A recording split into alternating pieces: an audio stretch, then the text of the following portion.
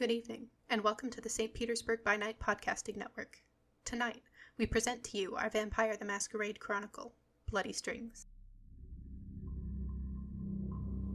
Welcome to another St. Pete by Night revamped production. The following is rated for mature audiences and may contain graphic themes that will be distressing to some viewers.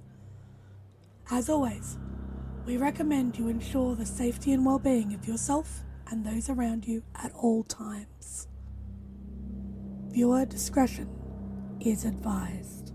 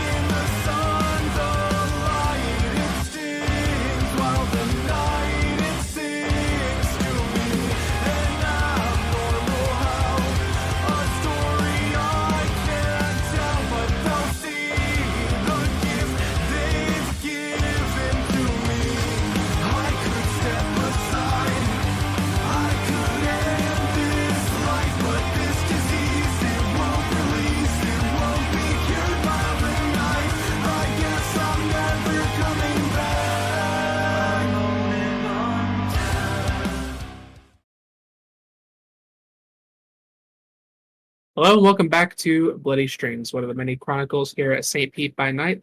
I am Devlin, your humble storyteller this evening, and these are my lovely players. Please introduce yourselves. Hello, I'm Noree, and I'll be playing Bellatrix, the Whip of Clan Malkavian.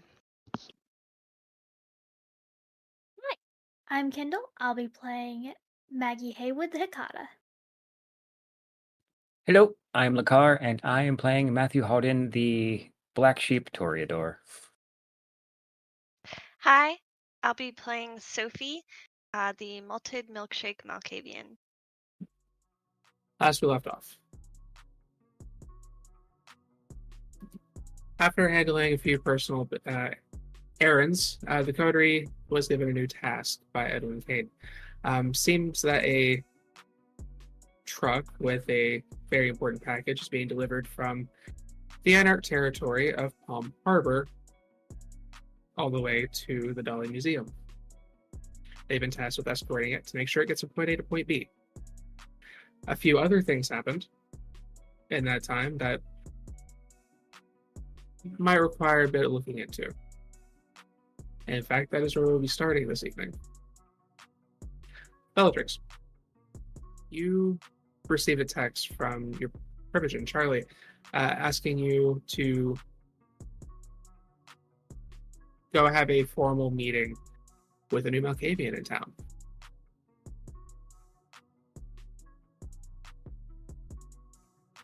You were given the address, and you set out after the conversation that you had with your coterie.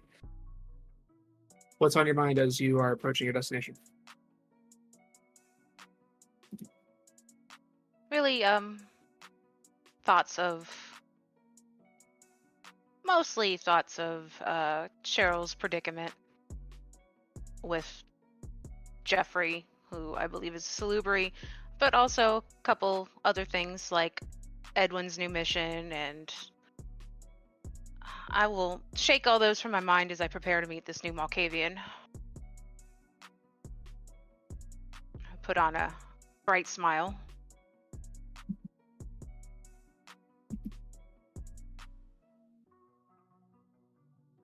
before long, you make your way to it's a little, like a good mile or so south of the border to the neutral zone. You find your way to this little like apartment complex, a gated one. It's a nice little neighborhood. You find a place to drop off, and you follow the instructions to your location. As you get there, it's one of those panels that have like all of the names and address like for each room that you can address, but you find one that is blank. None of the others seem to match the name that you were given.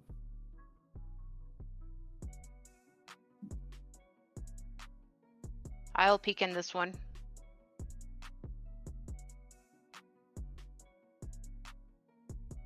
You activate that one. Yeah. You push the button. After a few moments, you get no one picks up. You just get the indicator that the door unlocks, letting you into the building. When you step in, despite the fact that it seems to be a nice neighborhood, the location here seems to be a bit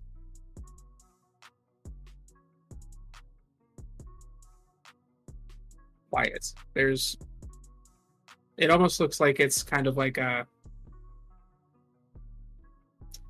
hospital where people are staying, where it kind of goes after dark and they dim the lights at like 50%, things on that line. It has that kind of visual to it. There's not a whole lot of activity. The person behind the counter at the entrance of the hotel that kind of is checking people as they go in almost seems to be kind of vacantly observing things. They don't even address you as you step in. Okay.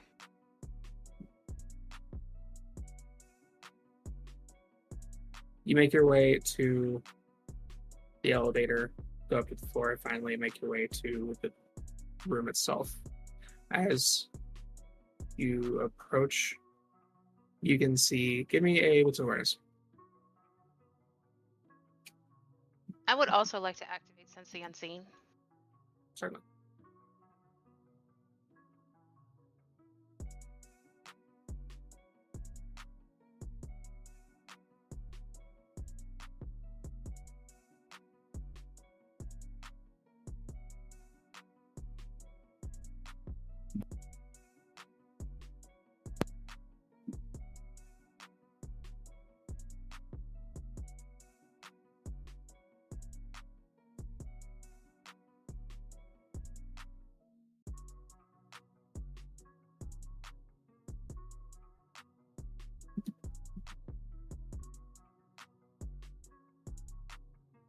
All right, 2 successes on Sense the Unseen, and then Nothing is jumping out at you that's not meant to be seen, but you do notice that the door seems to already be propped open just a little bit. okay. 4 successes on Wits and Awareness. Yeah. You notice that the door seems to be propped open just a little bit as you step up to the door. You can hear what kind of sounds like kind of like swing music that got slowed down a few points. It's very kind of dragging a bit, but still kind of keeping a melody. It kind of gives it like a weird haunted tone for something that's usually meant to be pretty upbeat.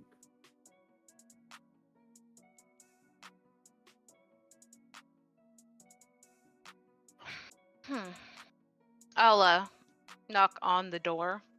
I know it's propped open, but loud enough to sit over the music. Hello? Oh yes, please come on in. Of course, I'll Make yourself at home. open the door and peek inside. I believe I'm supposed to have a meeting with a newcomer here. You must be the whip Bellatrix. About that moment, he steps into the room. He is wearing, and you immediately recognize him, an orange suit. His hair is not fully silvered. It still has a lot of brown, but there are some like silver streaks. He's got it brushed back. He has a very well-trimmed beard. That would be me. And who do I have the pleasure of speaking with? Oh, well. My friends call me Jay. Please come on in. Jay. All right. I'll step inside. You step into the room, and you can tell this place seems to be in the middle of a room. The carpet has been ripped up. There's a wall that's been completely torn down. It looks like he's just kind of moved in and started doing whatever hell he wants with the place. You can see there are buckets of paint that are set up, and again, mostly orange, but with a few other like yellows, reds, and blue. You step into the room and he goes over and sits down on this very nice looking chair with a kind of like black leather to it, and gestures for you to sit down on this very nice looking couch. The furniture doesn't look like it belongs in this space for the most part. He sits sit down. and crosses his legs. Love what you're doing with the place. I'm sure it needed some redecorating. Oh, it's a work in progress. So, Jay, what brings you to our pretty city?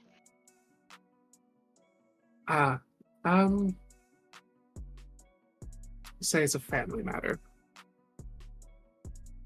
I I have some relatives in town that I would like to reunite with. That I understand perfectly.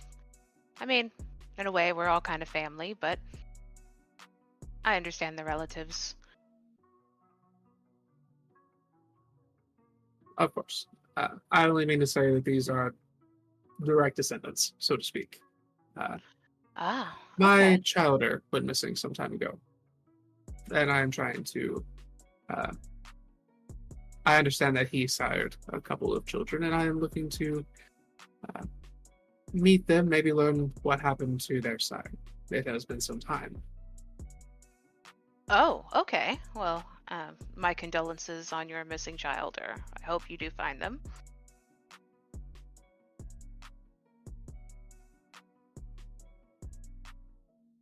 Appreciate it.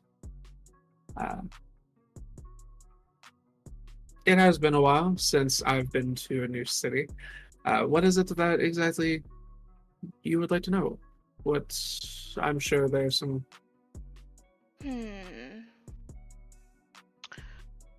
Well, did you just arrive? I've been in. I've been in the area for a few months, but only just recently stepped in the city itself.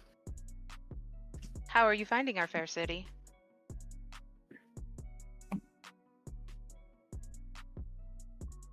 I can't say I can complain much about a city that seems to be run by Malkavians. Not exactly. The prince is Toreador. The Princess But- Toreador, sure. But with a population this large and having an oracle, True, we do have a actual close relationship with the Toreador in the city, so we are very favored. You did luckily come at a time when there is no longer someone trying to murder all of us. That issue has been taken care of. well, that's good. Yes. Yes. I'd be remiss in asking, but if you were a bagel, what type of bagel would you be?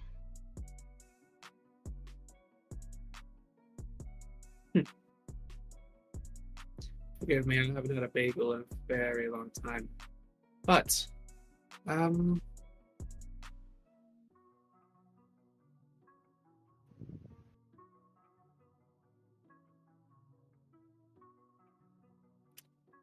Probably one with some kind of icing and sprinkles. Icing and sprinkles. I like that. I like that. Okay. Okay. What are the names of these grandchilder of yours? Perhaps we would know them. Well, one, I believe you actually have met recently, because I do recognize you, seeing you as I was held at gunpoint by an associate of yours. There was that. Duncan is one of them. But I do understand that there is another, goes by the name of Sophie. Ah. Okay, and if I were to arrange some sort of meeting or get in contact with them, what could I get out of it?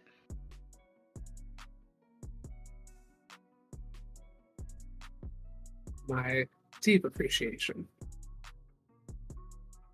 Deep or just slight?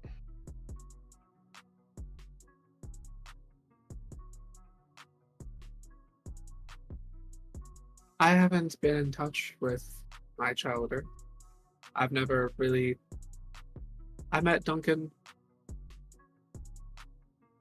a very long time ago. I haven't heard or seen any of them.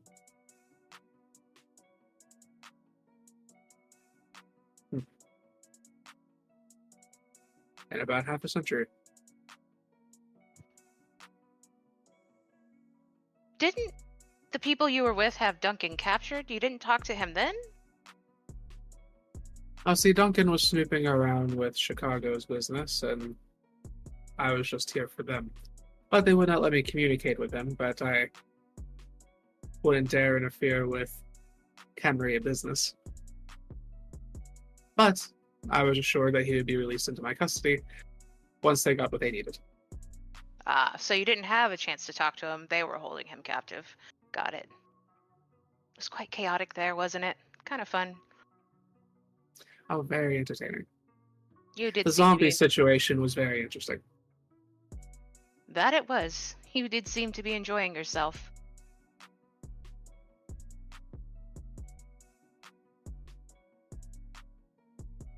Boredom is the enemy. And if you do happen to meet them, what do you plan on doing with them? Please excuse me, Bellatrix, but I've only just met you. And I appreciate the interest, but that is between me and my family. That is fair. That is fair. It's just...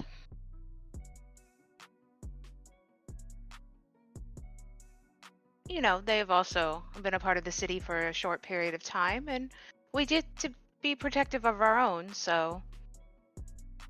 I want to make sure nothing untoward happens to them. I assure you nothing untoward is going to happen. I mean them no harm. I'll see what I can do then. That would be greatly appreciated. Should I be addressing you as Whip? I mean no disrespect. No, not here. I suppose in more formal settings, sure, but we're just having a conversation here right now, so you don't have to address me as Whip at the moment. Thank you kindly. You're welcome. Give me a what's an insight. Okay.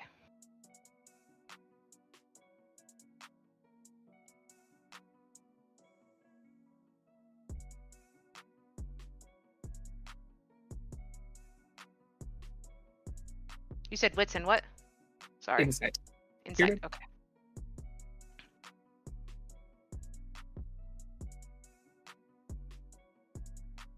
Four successes.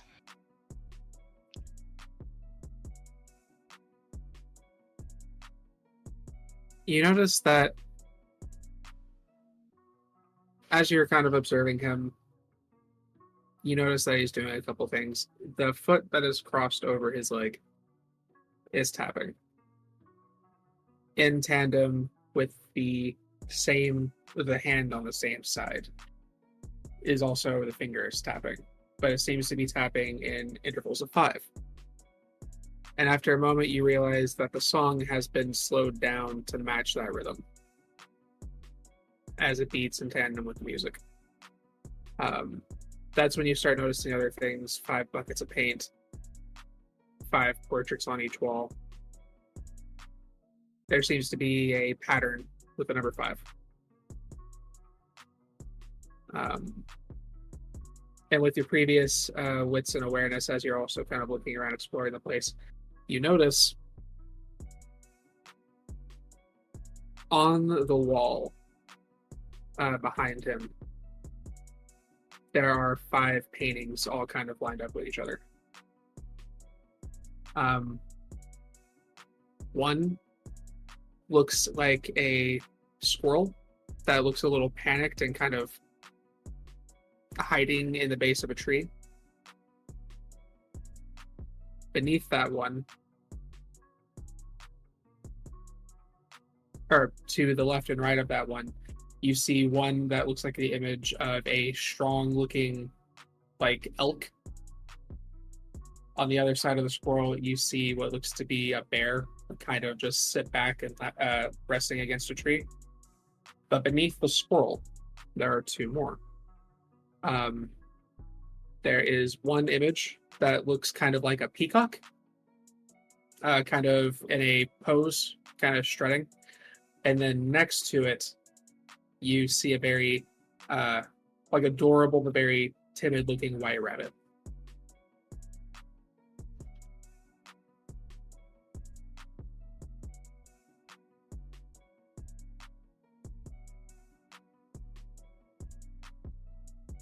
Do they look to be all of the same style? Like these are painter style? paintings. Yeah, it looks like these are paintings. Yes. Okay. Those are interesting paintings. Oh, thank you. I did those quite some time ago. Oh, you're an artist.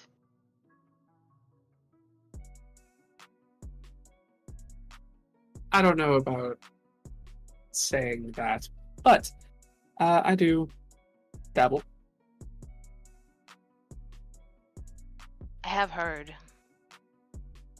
You know, some Toreador will say differently, but I have heard on some authority that anybody who does work is an artist. Whether or not they're good, that's subjective. So I've heard. So, have you visited any of the museums in the city?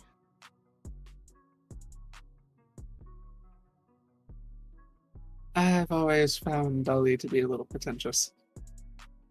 But no, I haven't had the pleasure yet. I'm sure I'll get the opportunity to whenever there's a next Elysium. True.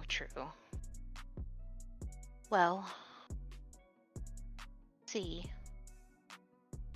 So, you do know about the this area, which belongs to the Camarilla, and I'll lay out the borders of the area. And up north, we kind of have a group of anarchs that have come to stay, and supposedly they were invited here, but they're anarchs, so they do whatever they want and cause a bunch of chaos up north. But in the center, in the middle, kind of is a neutral zone area where any of us can go and meet and speak, really. Yes, I found this very interesting. We had anarchs, of course, up by Chicago, but they were also brazen. The allocation of territory seems an interesting choice. From what I understand, I wasn't here at the time, but the former prince invited them as a way to start a conversation, I suppose, to see if some sort of common ground could be found. I'm not sure if it has, honestly. Every now and then I hear of some crazy wildness that's happened there, but, sometimes it sounds kind of fun. Yeah, seems you can't step through the area without some water main breaking. Definitely something needs to be corrected with the city's infrastructure. Indeed, I have heard that, especially up there. And, our borders are well protected by our sheriff. I heard the Scourge is more adept at keeping the enemy at bay, so to speak. True. Quite a fascinating fellow. Have you had the pleasure? I have not. I have not had the pleasure yet.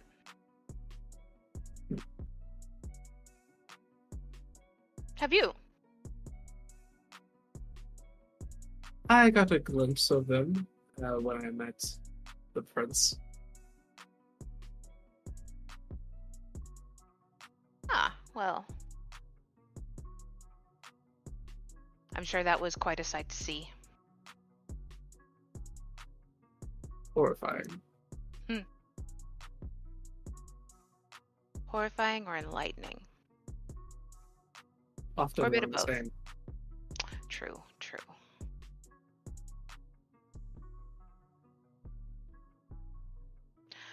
So do you have any questions for me?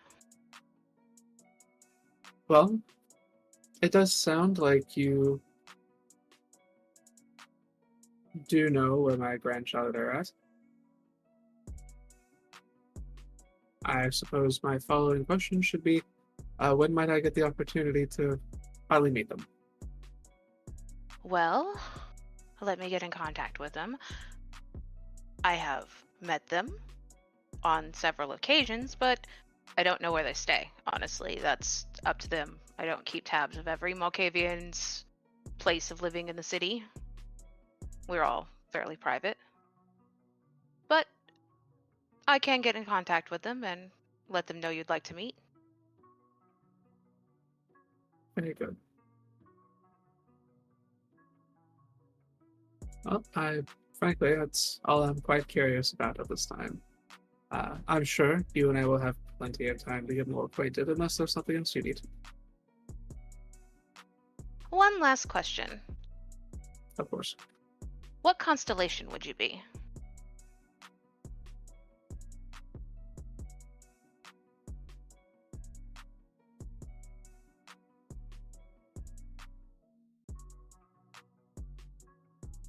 I don't like to be so boldly incandescent.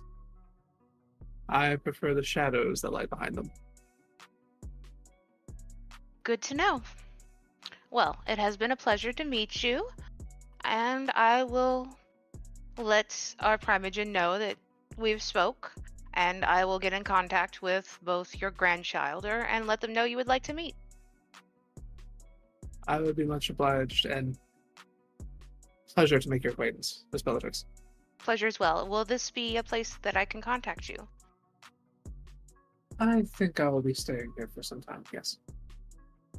Excellent. Have a good evening, Jay. Have a good evening. And he will show you the door. All right. I'll sweep out. Head down the hall. What's on your mind as you leave the apartment?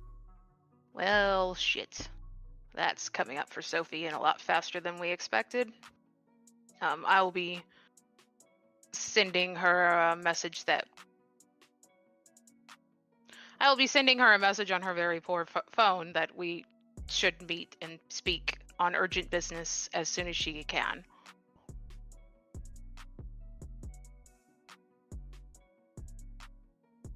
Okay. As you head on your way, we will shift scenes. Matt, where do we find you this evening? Matt is currently at the New de Noche, painting the mural behind the bar.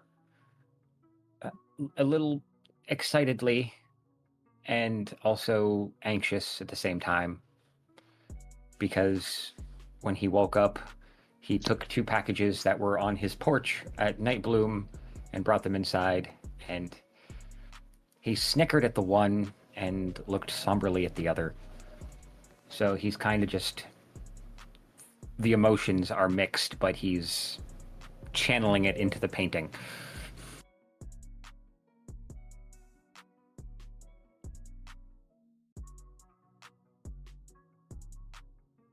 What is it that you're painting?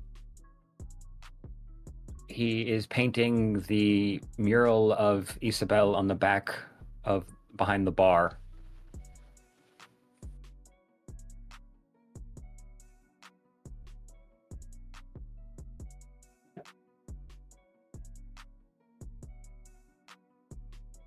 What is on Matt's mind while you're painting? He's lingering on the one package, and it was something he wouldn't... no one would ever be happy to receive. And he knows that he's going to have to speak to Maggie once he gets done with everything and give it to her. And he's not looking forward to that conversation.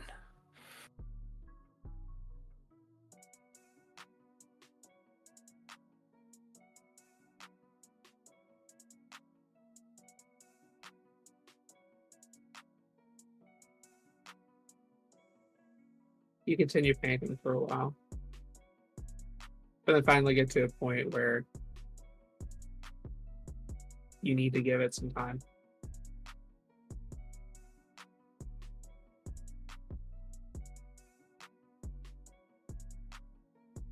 As you are finished with the task at hand for the moment, you are kind of left alone with what comes next. What do you wish to do?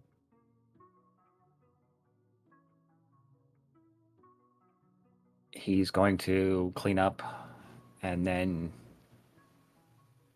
walk his way back to Night Bloom Studios. You make your way back to the studio. All of your finished or work in progress is kind of strewn about.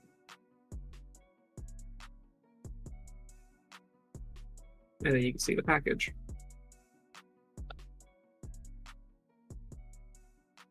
Almost taunting you.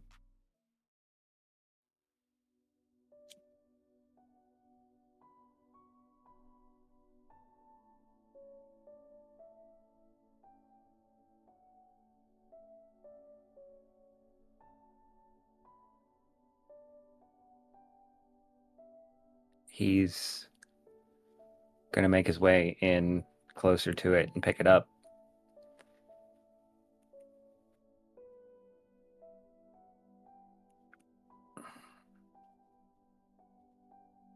Nothing would do you justice. And then he goes to say something else and he just stops.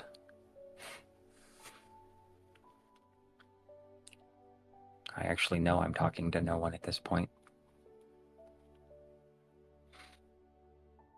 And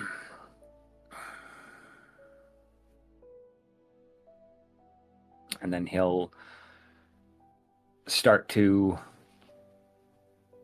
he's gonna get an Uber to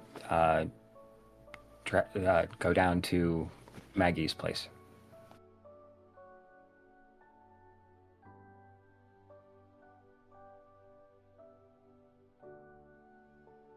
We change scenes as we make our way to Maggie's mortuary.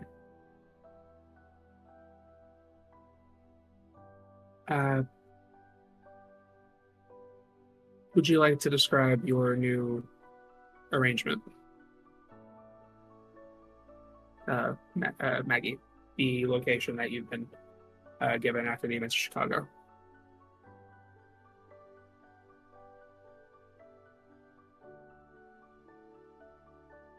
I can't hear you. Did they change? Well, you have moved. You've been moved closer to the territory. Oh, okay, that makes sense. Yeah. It looks fairly similar. It looks like it's a little more sturdy. Like there have been efforts to be a little more fire resistant at the front. But it looks like a regular mortuary. There's just a little sign with the name basically Lewis's mortuary and crematory services. And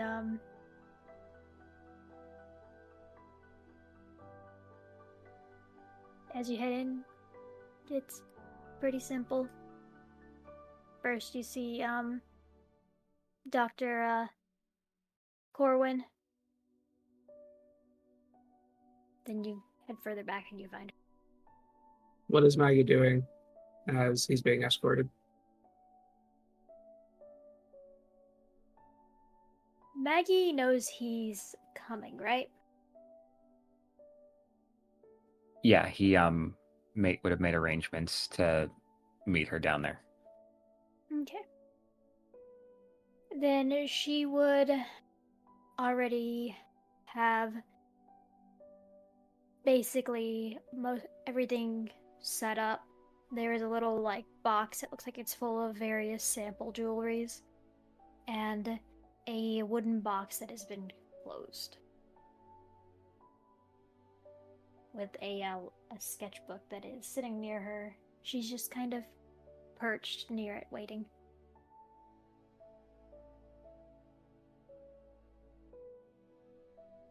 When Matt walks in, he will just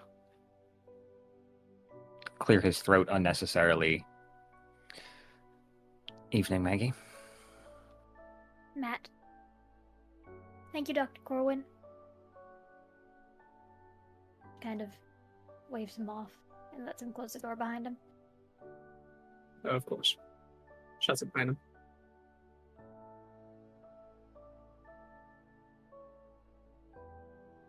Are you ready? I'm gonna have to be. Oh, and he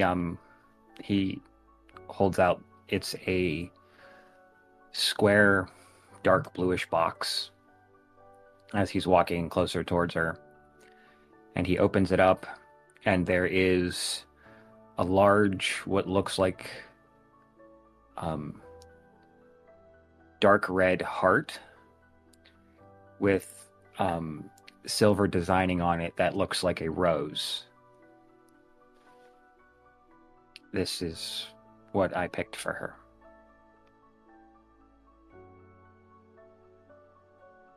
May I? Please. She'll take it. She'll hold it in between her hands very delicately. It's beautiful.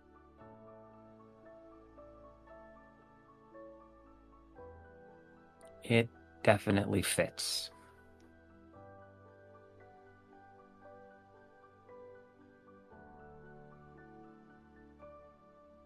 Will you tell me about her?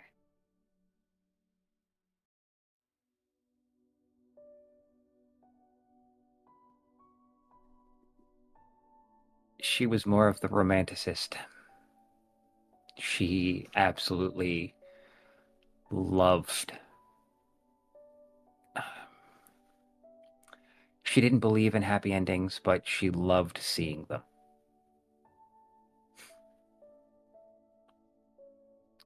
And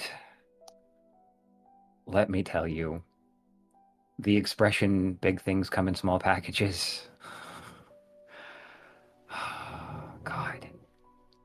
Me and Louis would be at each other's throat, arguing over who was right and this woman would come in like a tornado. And neither one of us stood a chance.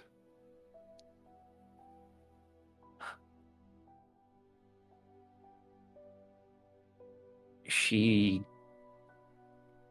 grounded us. She made sure that nobody did anything stupid enough that they were going to get seriously harmed. Mostly because, thieves being in a hospital tends to end badly for them.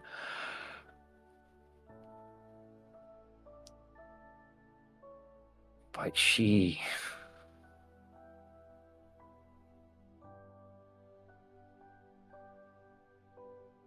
was fierce. Smart as...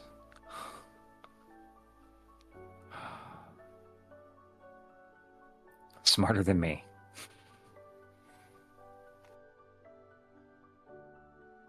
As he is talking, she has laid out a towel and put the heart on it, unscrewed it, and has put a funnel delicately into the entrance and started to gently tap the ashes in. She sounds like she made you feel alive.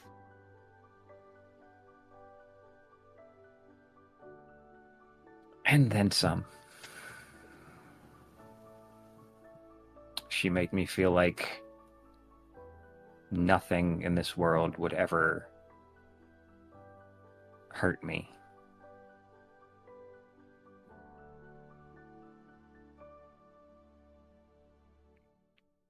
She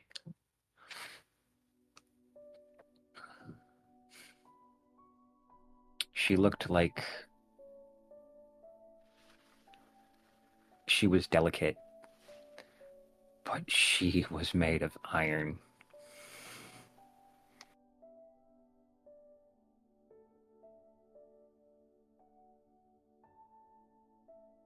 Had to have an iron rod spine to deal with you and what did you say his name was, Louis? Yeah.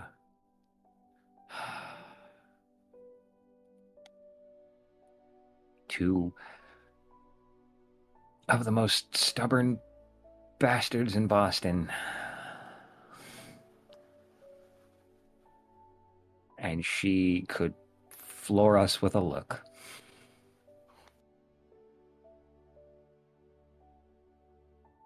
I've heard that about many Italian a mother.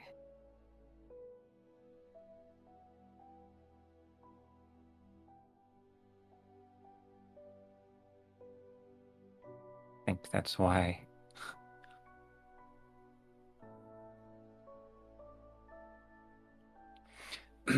anyway, she was the unstoppable force. And I'll be damned if she didn't prove that she could move the unmovable object. Do you believe yourself unmovable? It depended on the context. I didn't want to give an inch on anything. I wasn't going to change my stance. She taught me to be pliable. That sounded wrong. Get it. Sounds like she helped you with your flexibility in a couple of different ways.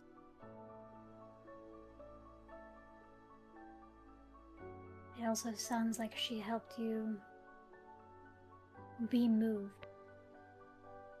Is she why you enjoy art?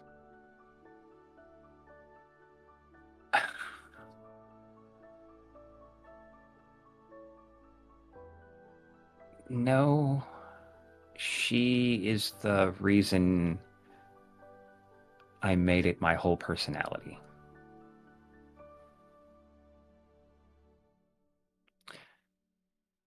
It was a theft that made me enjoy art.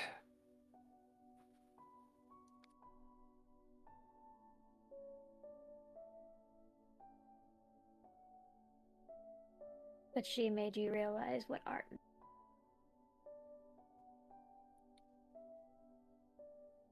She reached in and yanked out the potential.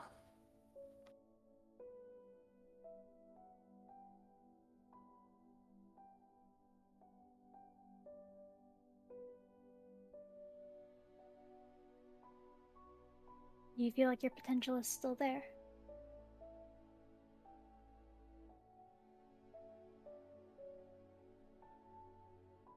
I'd say so. I just needed to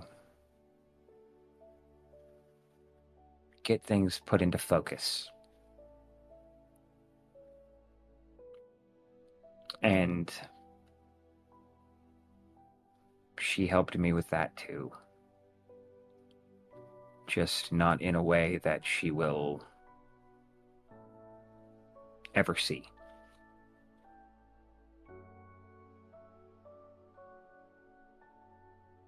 Maggie will nod, and once there's a small amount of ashes left, she will kind of reach over to the jewelry box.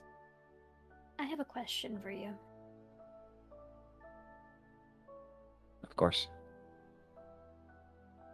Normally these are only offered to widowers. Or widows. She'll pull out one necklace, and it looks like a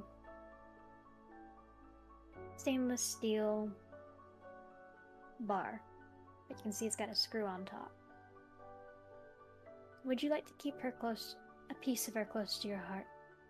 I know this will be in your home, but sometimes it's something to have all the time.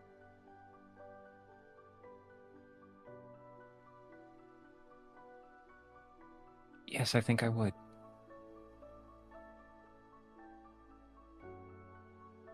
Alright. She'll fill a small amount of the ash into the little tube, screw it tight, seal it off, pour the rest of it into the heart, screw it on, seal it off.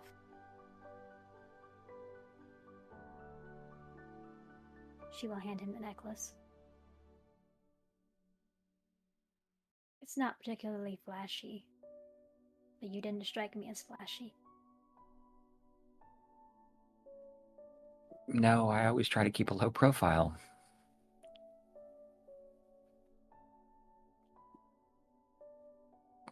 Con of the con artist.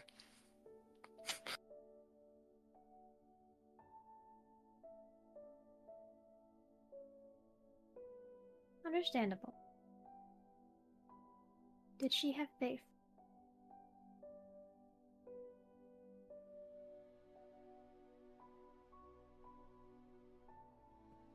She believed that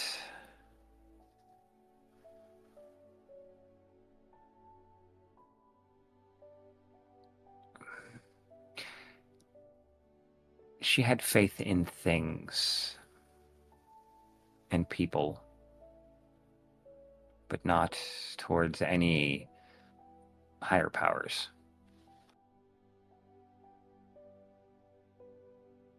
How do you believe she would want to be celebrated?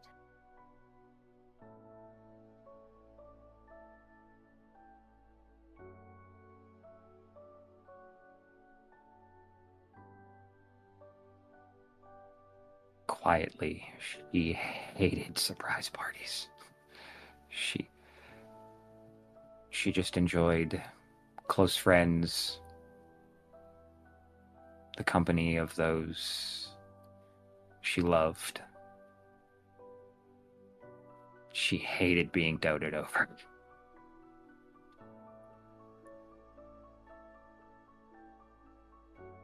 And I loved every second of watching the expression on her face change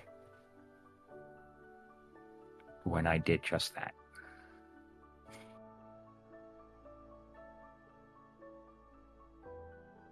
You know, she probably loved those parties because they were from you.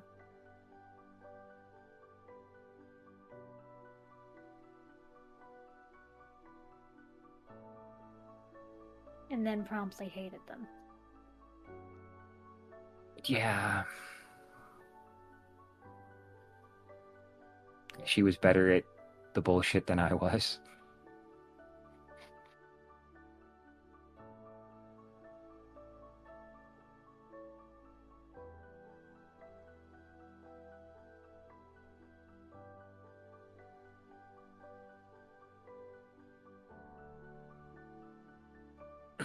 He's gonna look at the necklace and then put it around his neck.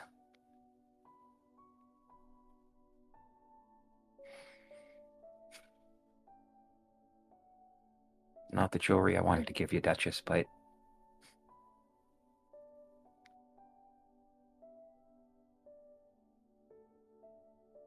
It's not much, but it keeps her close. it's perfect, Maggie. Because it keeps her close.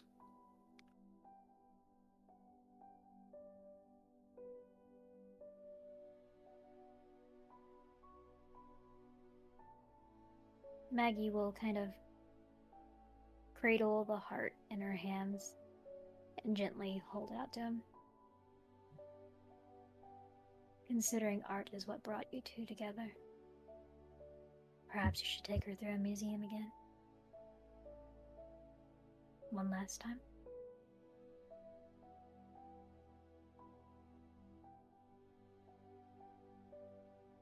Sounds like a good idea. Would you like company? Or would you like to do this alone?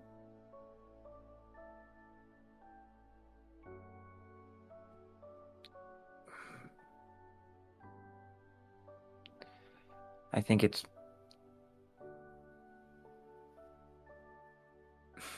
And he just looks down at it. She wouldn't let me be alone. It would be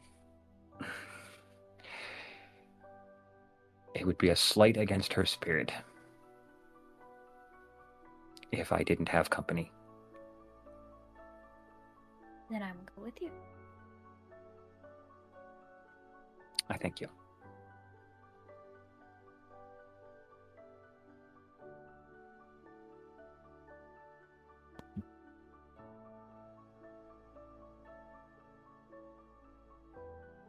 As you make your arrangements,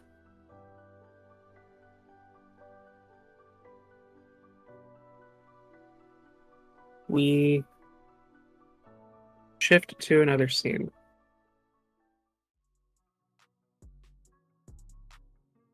Bellatrix, where do you have Sophie meet you? Probably at the Ascent. Okay. Sophie, you get the message saying that you need to discuss some urgent business. What crosses your mind as you make your way to the Ascent? Sophie is a little tired of there always being urgency. She feels like it's just been a constant barrage of crisis after crisis, and she's worried for Duncan because of what Duncan said, that he was going to look into things on his own, and she's hoping that he doesn't do something stupid.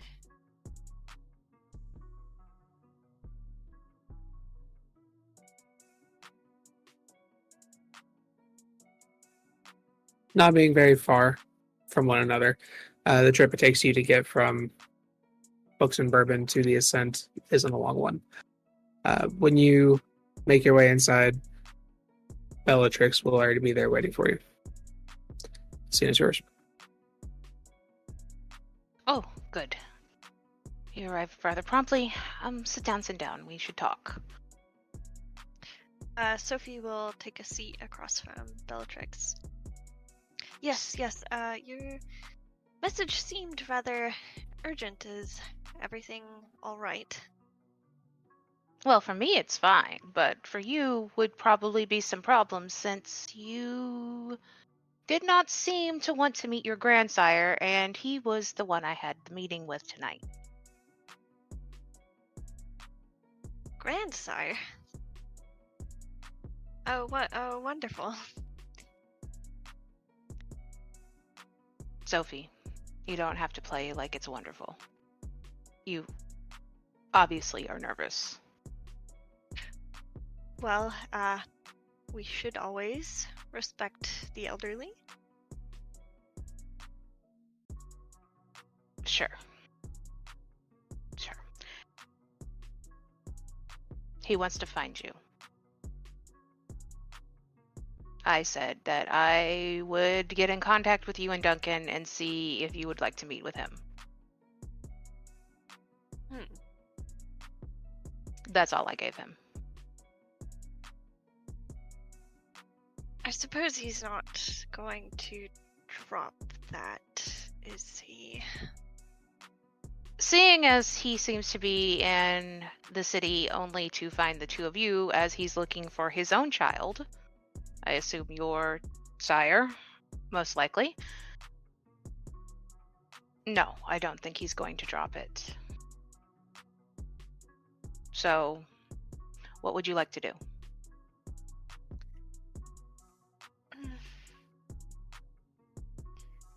I suppose... Well, I'll have to speak to Duncan about it, but I'm sure we could meet him one time. That shouldn't be an issue. Perhaps after meeting us, he will realize that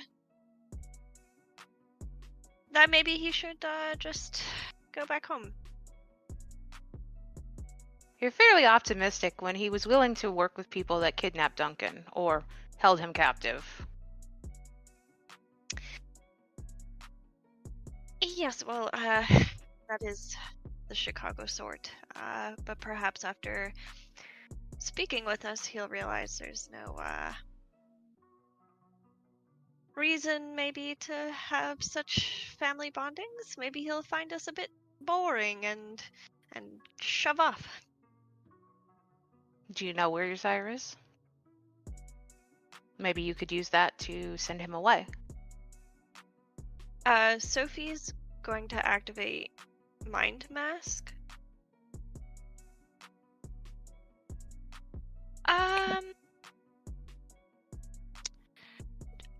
Knowing is a bit difficult at the moment. Just from my reference, what does Mind Mask do? So Mind Mask will, if someone tries to use supernatural means to tell your emotions or what you're thinking, it will help mask over that. Okay, but regular wits and intuition is fine. Mm-hmm. Okay. I would like to use that now. Okay, just reading it over real quick. Okay.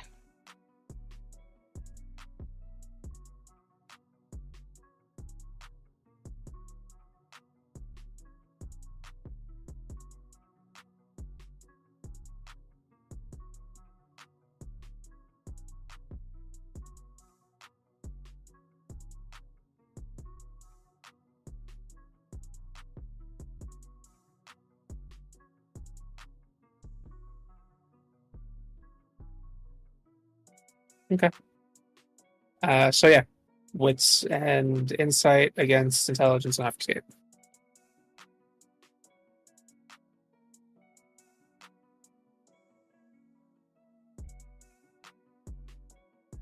That's 3 successes for Mind Mask. Okay.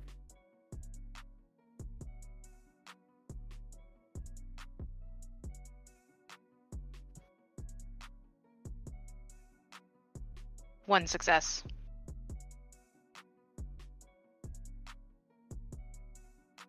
Appears genuine. Actually, one success and it might be a bestial failure. Yeah, because I've... Ah. Yep.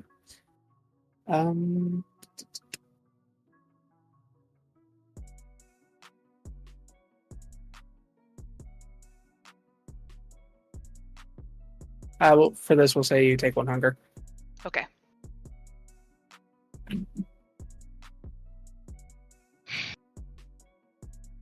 Well,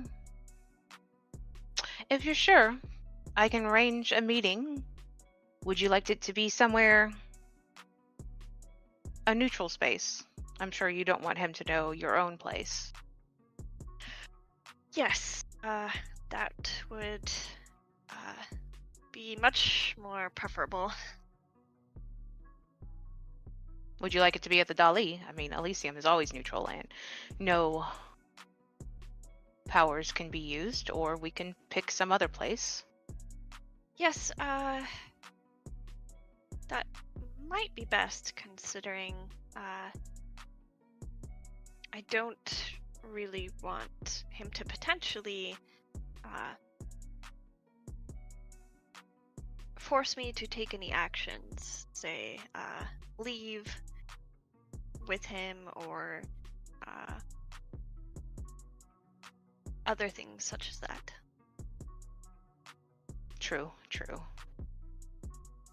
And did you want me to be present, or Charlie to be present, perhaps, to facilitate things?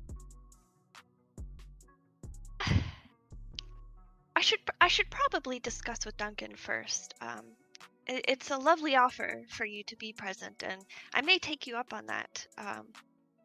But as this is a direct family affair, I'm not sure. I get it. We all have family secrets.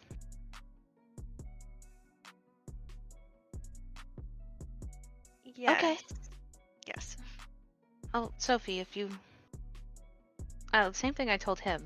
He wasn't willing to say what he wanted with you or how long he planned on staying, but if he does something that you're uncomfortable with, let me know. There are ways to handle things. Well, it's always uncomfortable thinking of sitting down with such an elder with the kind of abilities that they have. It feels a bit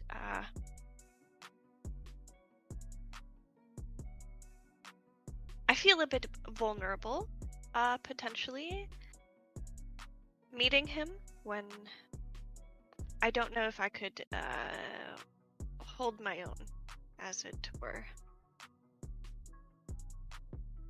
Okay, well, you and Duncan decide what you want to do and let me know, and I'll set the meeting up. Perhaps you can convince him to leave the city to search somewhere else. Let us hope. Your sire's not here, correct? Am I? No. Well, maybe. Unclear. You don't know where your sire is. There is a possibility. I've heard some of the others speak of elder kindred leaving and being called to somewhere else. This may have happened. You're talking about the beckoning. The beckoning. Yes. That's what most are calling it. So... Okay, well, nobody really knows how it happens, so sure.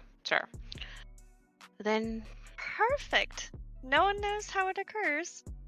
There's a bunch of theories if I understand correctly, but no. Nobody knows why certain ones go and other ones stay.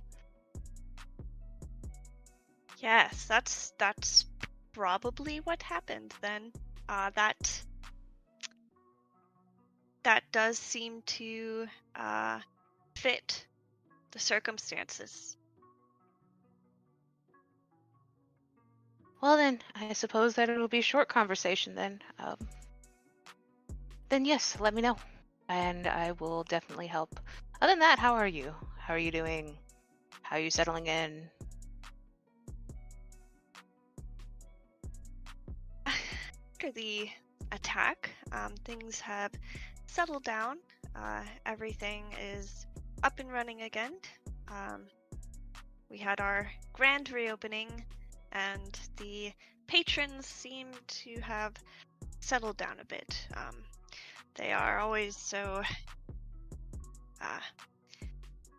affected by many things that sometimes the events that happen can be blown over fairly quickly. So those with loved ones involved obviously are still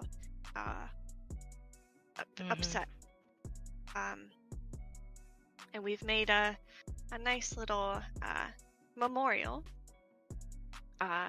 plaque for those that were affected. So there's a bit, some uneasiness still, but I think things will be better from here on out. Oh, well, that's good. I'm glad that your book cabaret, I suppose, is back up and working well. Yes, it's nice to have that. It's always nice to have a passion for what we do. Kind of helps the hours pass, the days, the nights. Yes, it does give something to work toward. Indeed. I'm also hopefully going to be applying to schools soon now too, so that will be exciting. It's a bit stressful and daunting, but it is exciting. Oh. You're going for chemistry, right? Yes. I think I remember you mentioning something about that.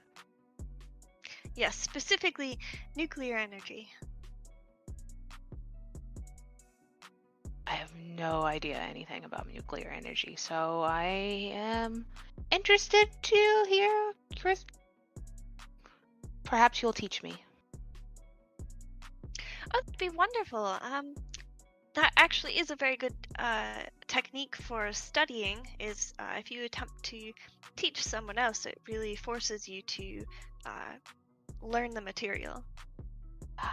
Well, in that regards, I'm probably a blank slate. Just completely nothing there. But yes, I do think we should meet up with the others, though, to see about that, the chicken fighting. Yeah.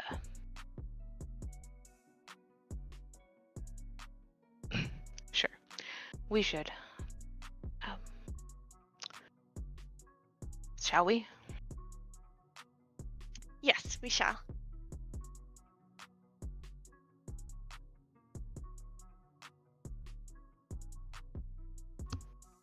Son of a bitch. And with that, we will bring everyone back together to the sets. After a little time passes, it's been roughly most of a week. A couple days out until the job has to get done in Palm Harbor.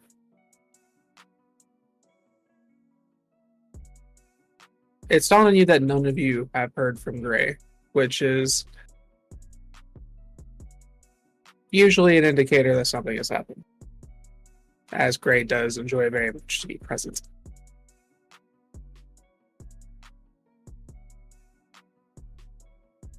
Additionally, things have been relatively quiet in the city.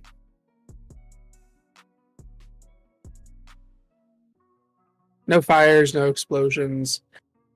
Even the water main breaks have slowed down. As you guys arrive, I will go ahead and put you guys in the main little lobby area that you typically meet in. I will go ahead and give you the scene.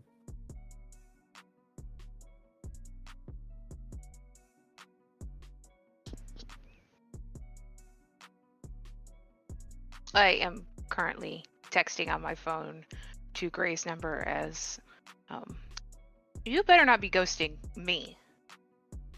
I swear, Gray, you had better text me back soon. I need to know you're okay.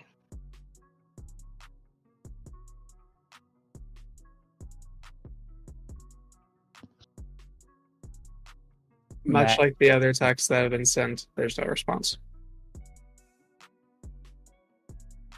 Go ahead, Matt. Matt will be walking in with a small case and a longer package under his arm. It looks like the larger case, it looks like a small crate for transporting paintings on frames.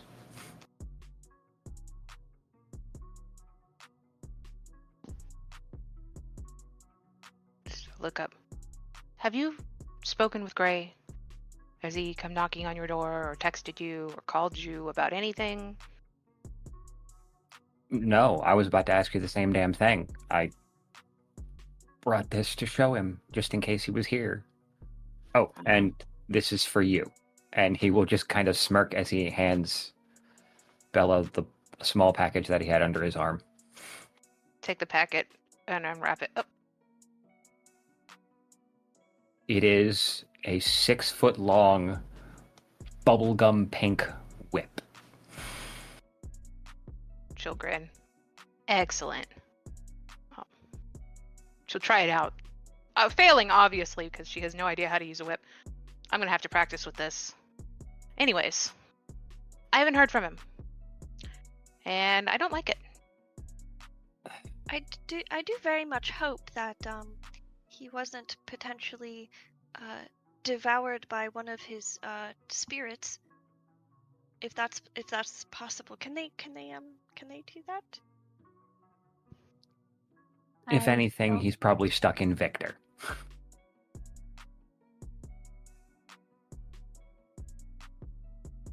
Do you think he could possess someone? Is that what you're referring to? No, Victor is his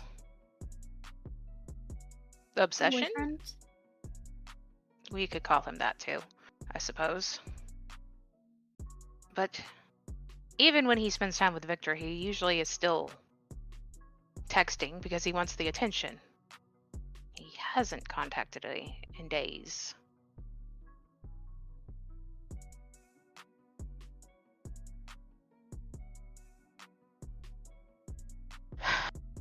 Well, guess I'll just look into it. Do you know where he lives?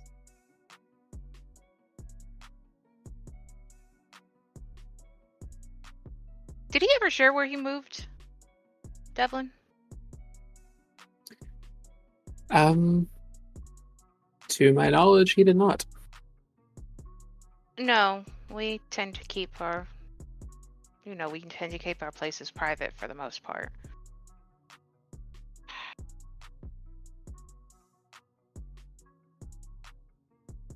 I'll do a reading later.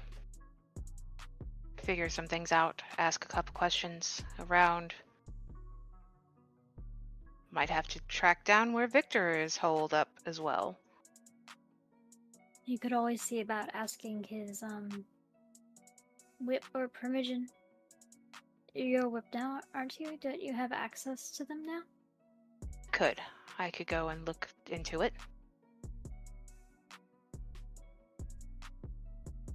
I have not seen him.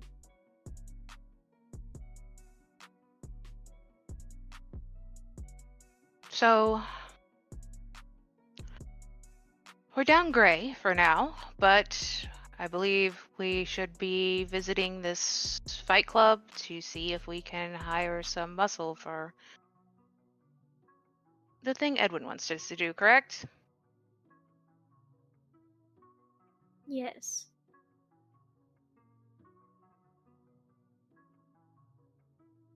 Did anyone get any information on this place, or anybody who is a good prospect?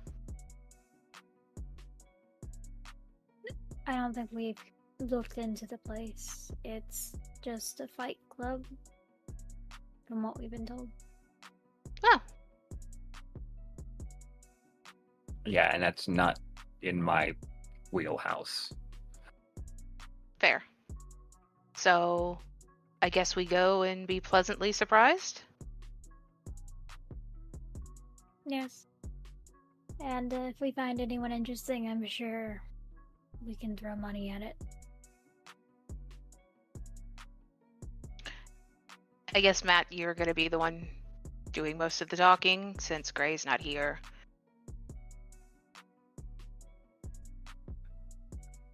If that's okay? That works for me. Okay.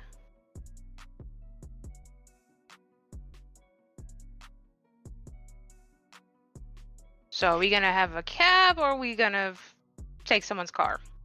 I don't have one, of course.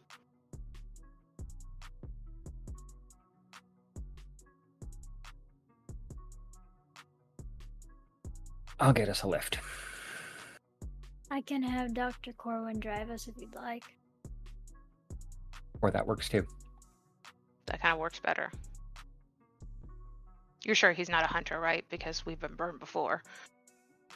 He has been thoroughly vetted. Good, good.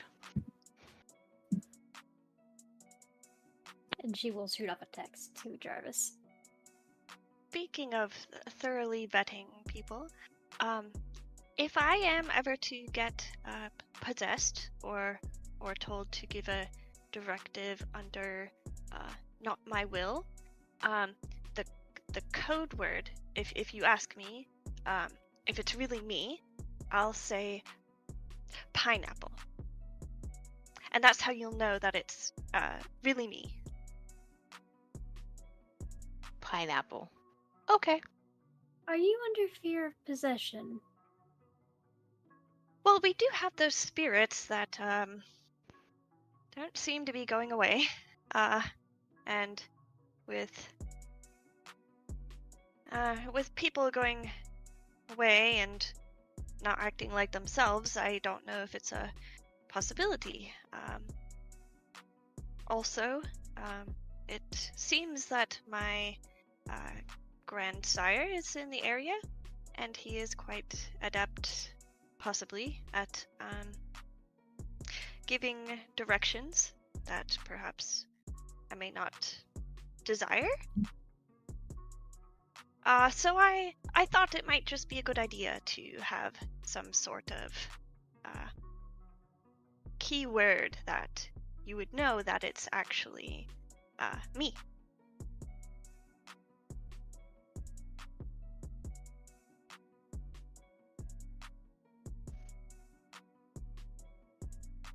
So if you start acting not like you, then we wait for you to give the keyword, or what? Should we have a key phrase or something that could lead you to saying the keyword so the person yes, possessing you may not know? That might be wonderful. Perhaps actually now, we should come up with some sort of key phrase. That way, if another one of us also, although I think it's the moment only Bella and I that have these hanging friends. So Bella, if you also would like a phrase, so that we could know that you are not possessed. Perhaps it could be the answer to what do you like on pizza?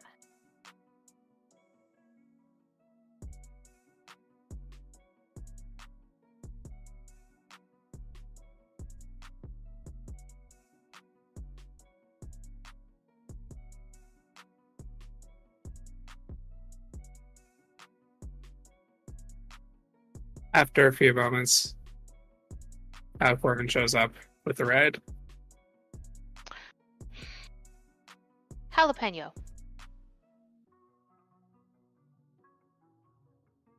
Jalapeno and pineapple. Understood.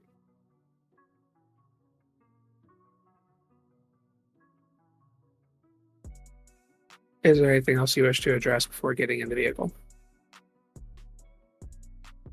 Not for me. All right. Then as you guys get ready, you get in the vehicle and make your way to KFC. And with that, we are going to go to a break. When we come back, we will check out the Kindred Fighting Club. See you all in a few. St. Petersburg by Night is brought to you through collaboration with our partnered vendors, Wolfpack Dice, Ember Fox Dice, Dragon Ink Dice, Barra the Bard, Champs Tramps, Panchi Artista, and Chromatic Creations. Links to our partnered vendors, as well as our Twitch and YouTube channels, can be found on our website, stpbynight.com. The official theme song for St. Petersburg by Night is Vampire by Faith and Failure. You can find them at faithandfailure.com. You can follow SPbN on all socials with the hashtag StPeteByNight. If you wish to support our program, you can do so at ko-fi.com/StPeteByNight to help keep the stories rolling. Welcome back. So when we left off, the group had come back together and were making their way to KFC. For sake of vocabulary, KFC is in reference to the Kindred Fighting Club. This has been in the city for some time, however, due to things regarding mages, has had to relocate a couple of times. As you make your way, surprisingly not very far from where you are, just kind of on stepping a little out of the downtown area,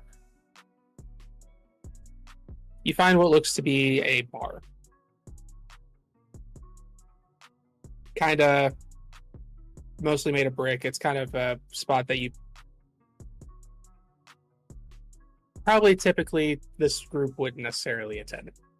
As you pull up to the area, you can see that there are quite a few people outside. It looks pretty busy. There's a large dude kind of standing outside the entrance. Very standard light bouncer, black tank top, jeans and heavy boots, checking people as they come to the door. Give me wits and awareness rolls.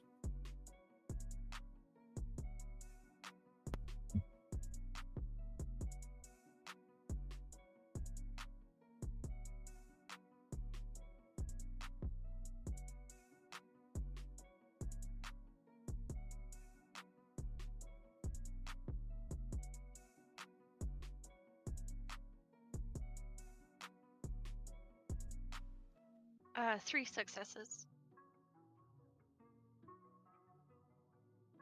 Okay. 2 successes. 3. 3. All right. As you guys step up to the area, you do notice somebody seems to be standing out from the standard crowd. Most people here look like they're kind of like a biker or very kind of retro in style, that just the vibe that they seem to be going with. However, you do see a tall, very fine, eloquently dressed, which most of you will immediately recognize as Victor stepping into the building.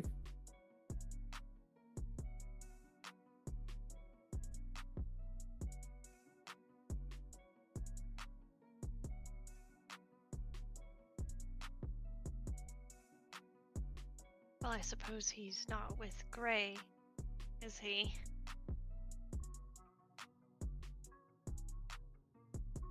No, he appears not to be. Who is that? The boyfriend. Oh. What's he doing here? I guess watching the fights. Maybe he knows what Gray is. Mm-hmm. I'll be back. I'm gonna make my way towards Victor. Play nice. Of course. As you get to the door, the large bouncer at front kind of puts his hand up. Hey, we got a line.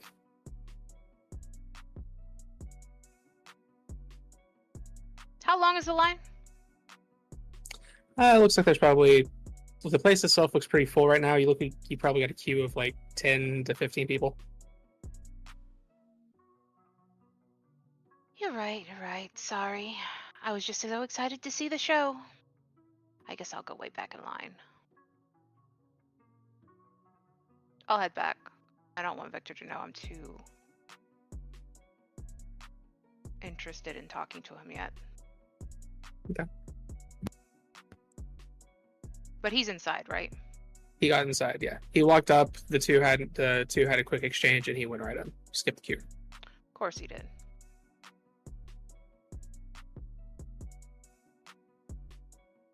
What are the rest of you doing?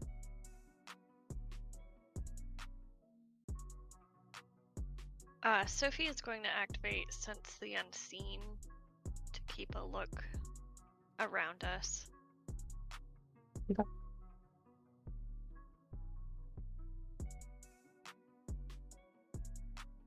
Maggie will look back up to the front. Isn't this a establishment for our sort?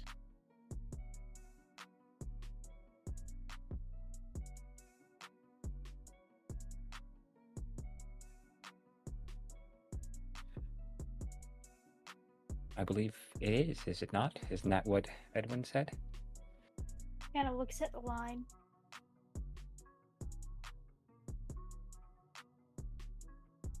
There are several kinds.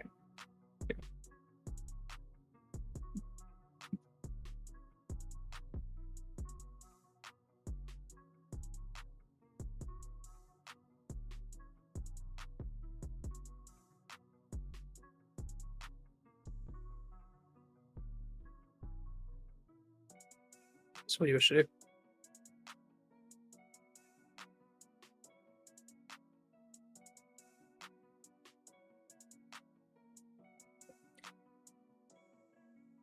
So we Don't just... we have a coterie merit for this? Actually, yeah, I think we do. Do we have all Remind me? access? 1 sec. Yeah, we have all access. I didn't think we had that. I don't know why we didn't have that. I would have led with that. Thank you for reminding us. Refresh memory. Hold on. I'm pulling it up.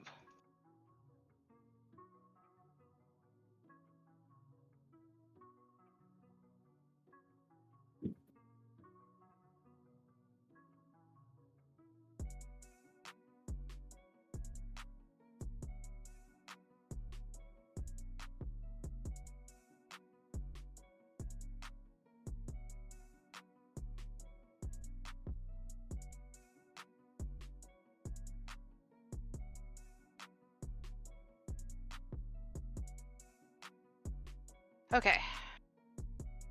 It is somewhere here.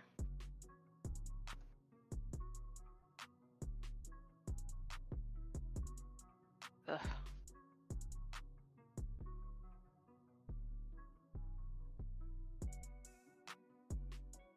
All right, here we go.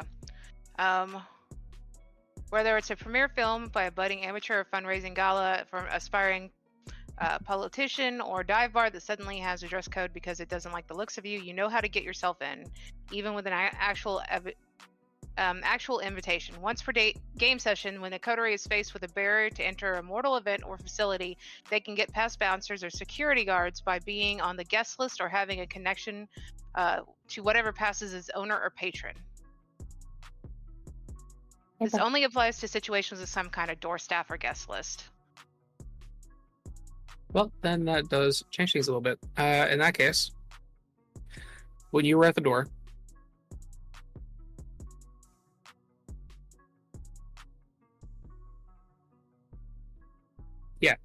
when you're at the door,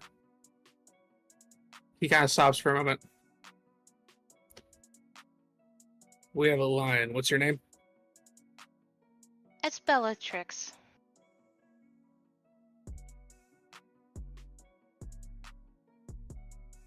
He looks down at a little list that he's got.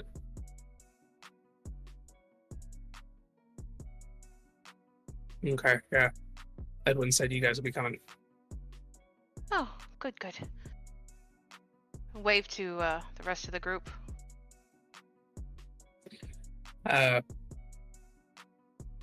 Main floor, that's where everyone generally is. Downstairs is the fun zone. Got it. Thanks so much. Thank you. And he lets you all in. When you enter the main area, you see there are all sorts of people kind of strung about, mostly like playing pool, or they've got like a little bar with a TV playing whatever sports game is on at the moment, sports event. As you are stepping in, you clock again Victor speaking to somebody toward the back and then heading downstairs.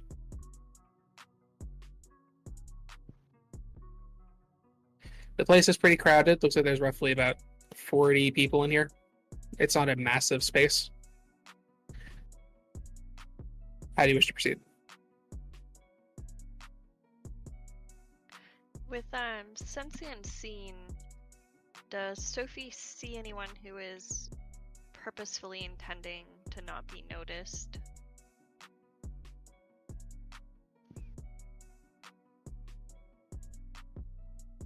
Okay, so first, go ahead and give me a wits and obfuscate that we'll consider just the flat for the scene.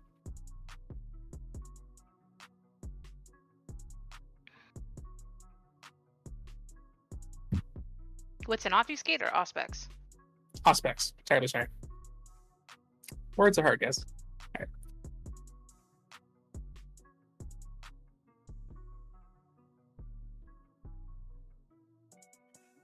That's a messy critical? Interesting. Okay.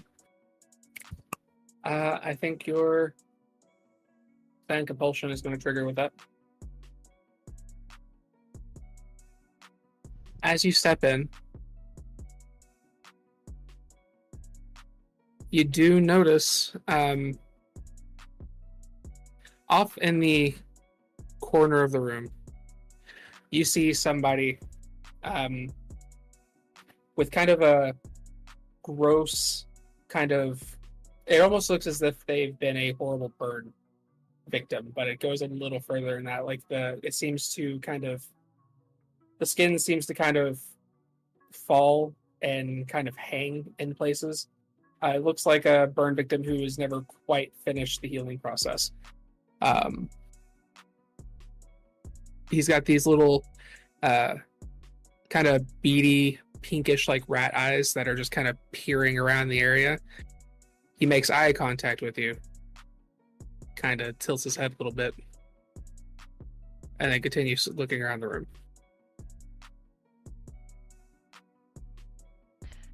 Sophie is going to reach her hand out and touch Maggie's arm. Maggie, dear. In the back there, there may potentially be one of those nefarious spirits, or perhaps it's just someone who's had an unfortunate accident with a reactor, but it is it's a bit unsightly. It's a bit scary. Do you see in the back there? Maggie will very gently pat Sophie's hand, and she will look back to the corner and activate Sense the Unseen.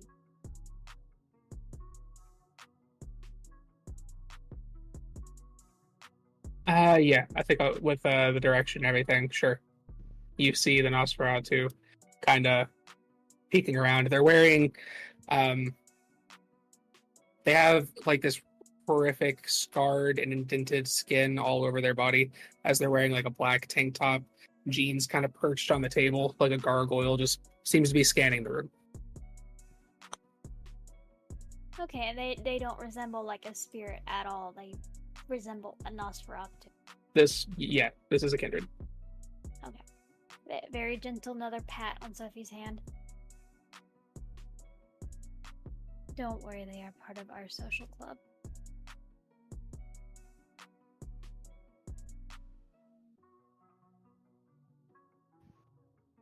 Yes, well, still maybe perhaps we should avoid them. They don't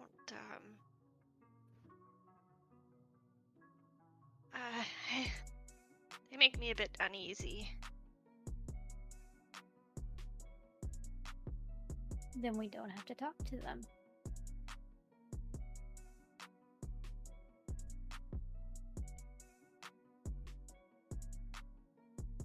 Perhaps we should move downstairs as soon as possible. I figured that they were walking and talking as this was going on.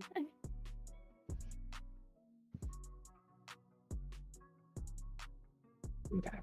You said Victor was headed downstairs, right? Victor made his way downstairs. Okay.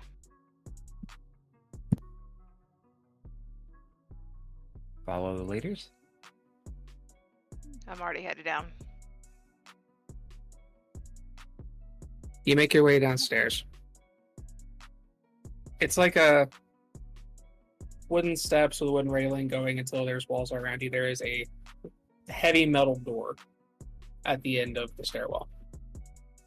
You reach down, and as soon as you pull it open, noise that was not there at all suddenly pours and rushes into the space that you're at. As you hear the sounds of people cheering, the sounds of people just shouting obscenities. It is very lively down here. As you step in, it's very dimly lit, mostly red lighting. You see there are people kind of climbing and hanging off of certain fixtures. People watching as there's this kind of large cage in the center of the room, kind of like a hexagon little stage. There are over on the sides of the room where you see that there are kine, all kind of standing back wearing the same like sleeveless like black button tops. All each have like a little armband on, kind of just sitting quietly to the side. You see there are some people kind of going over, talking and interacting with them, taking them to like little back alcoves. But what draws your attention immediately is on the stage. As there's this very large individual. Skin's a bit grayed. He's wearing a t-shirt with some kind of large baggy shorts. He's roughly standing around 6'3", very heavy set. And he's in kind of a aggressive stance, and he is in the middle of a duel or a battle. Would you please introduce yourself and describe your character? Drake is extremely lax in his body posture. A absolutely stunning individual that looks like dirt has never touched them. With a well-trimmed goatee, and currently just in a gray tank top and black denim jeans. He's lithe and muscular, and he has a confident smirk on his face as he's looking up at this tall, imposing individual. And there's a bit of a bounce to his step, like he has a beat in his head.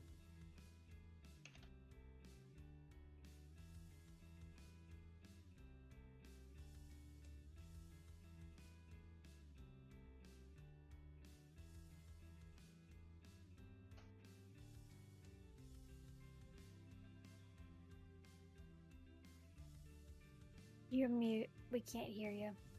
I didn't even hit the button. There we go.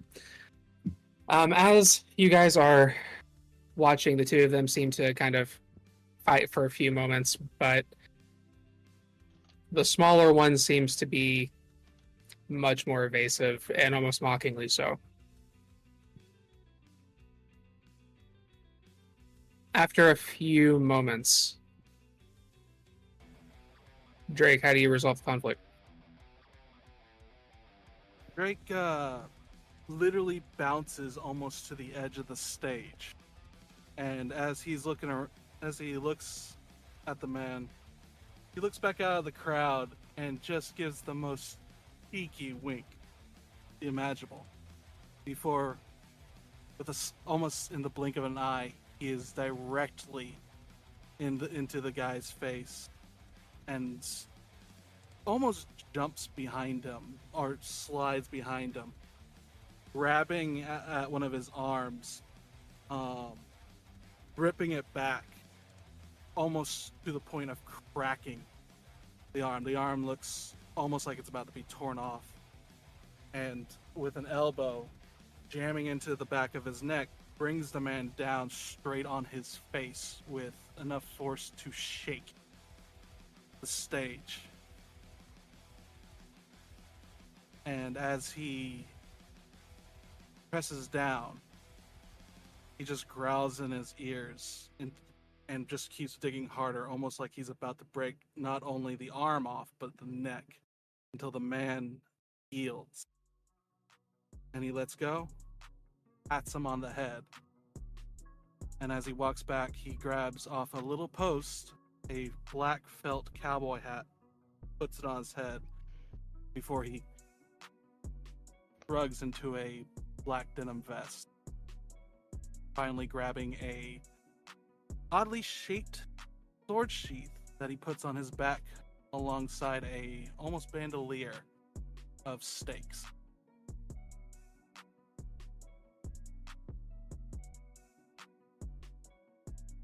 As you witness this,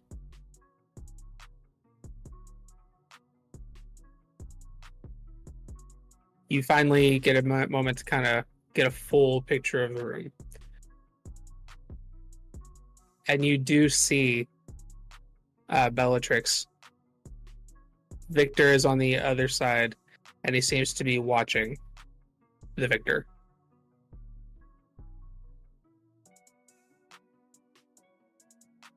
Okay.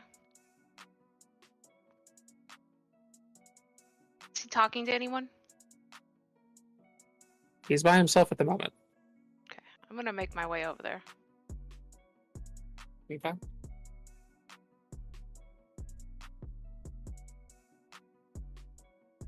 So, here. Okay. As you approach, it takes a while for him to take his gaze off of Drake when finally his eyes shift toward you. Roll my head and look at him.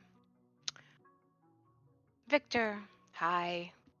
Not sure if you remember me. I was a friend of Gray's, came to your last little opening. Yes, you were at the dinner where I met. You were at the dinner where I met Gray. Bellatrix. Yes, correct. I'm pleased that you actually remember me. Honestly, I just came over to ask if you had seen Gray in the past few days. Usually he tends to text me a bit, and I haven't heard from him. No, darling. I assumed he was with you. That's where he spends most of his time, anyway. With your little group.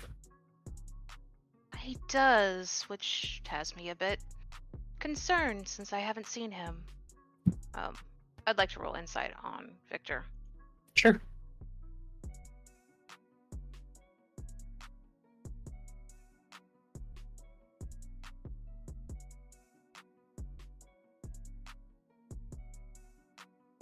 Five successes.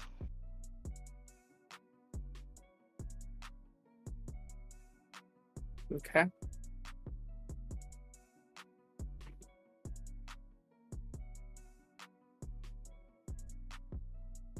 as you're kind of watching, there's a couple things that you notice. One, there does seem to be a slight venom in his voice when he references your coterie. The other,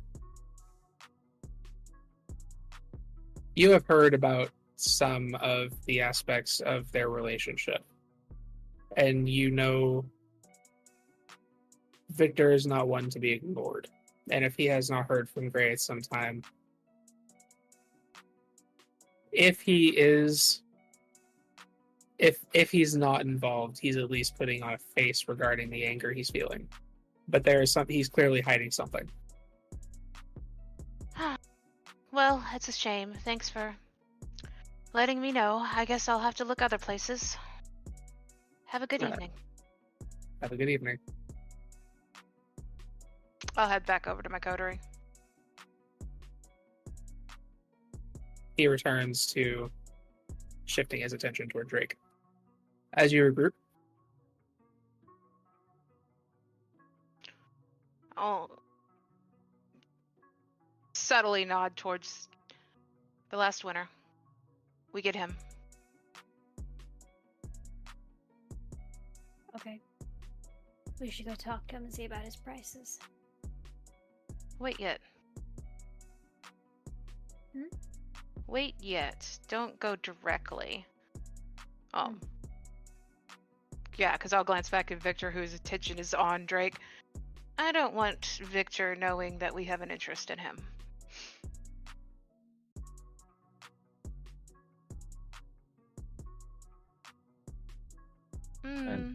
Fair point.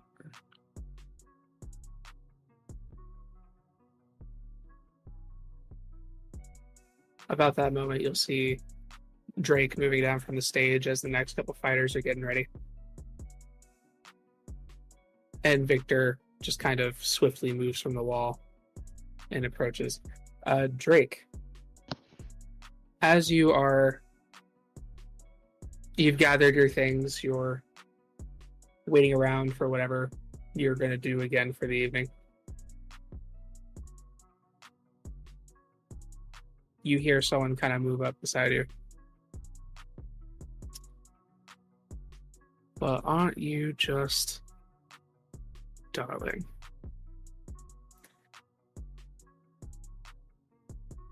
I've been called a few things. I wouldn't say darling is one of them.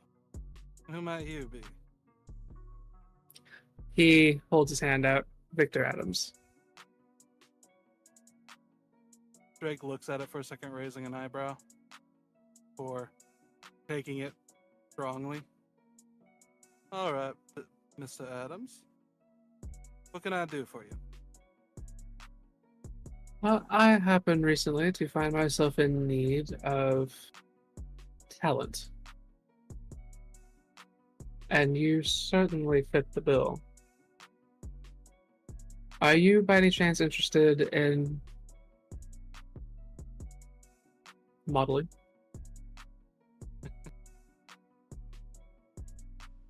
You are beautiful. Oh, don't I know it? But I can think of better things to do with my time than strut around like a peacock. At least if I'm going to strut around, I might as well get something out of it. And I don't think... his eyes roam up and down. I think you might be a little too soft for my proclivity. Oh.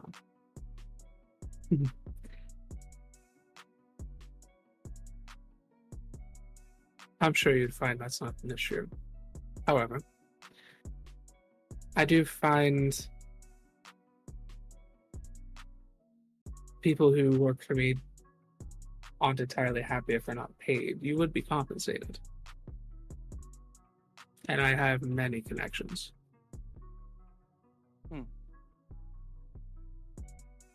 I'll tell you what, Victor. For now, how about you give me your card?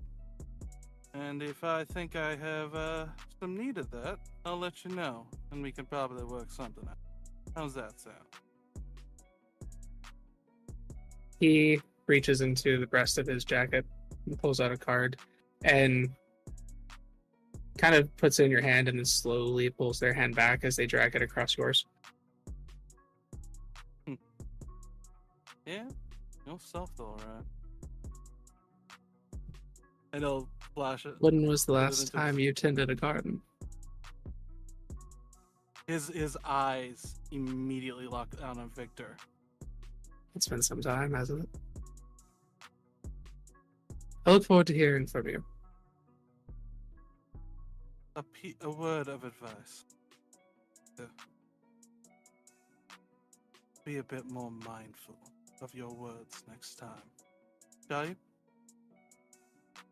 I am always mindful of my words, darling. And he turns from you. You watch as the rest of you see Victor with a very pleased expression walks past you and heads upstairs.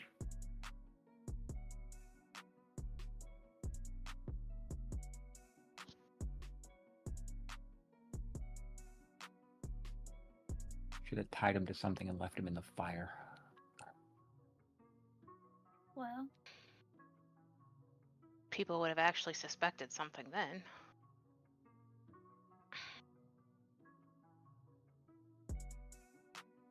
he's out of the room. Can we go talk to him now? Yes, let's go. Let's start with the job we have, and then we'll worry about Victor later.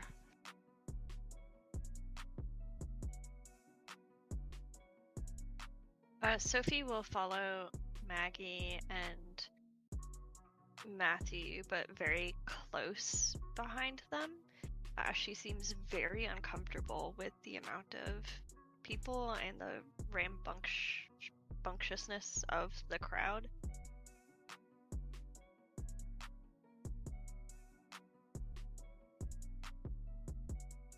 Maggie will kind of reach back and kind of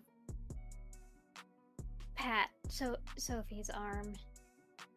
There's a distinct note of discomfort in her as well with this loud and rowdy of a place. But she will continue pushing on and kind of glance over at Matthew and then over at Bella. Matt looks absolutely just appalled to be here. He's just turned his nose up at this, and he just looks. If I wanted to watch a bunch of gorillas beating on each other, I'd just rewatch Planet of the Apes. Just remember, we're here for a mission.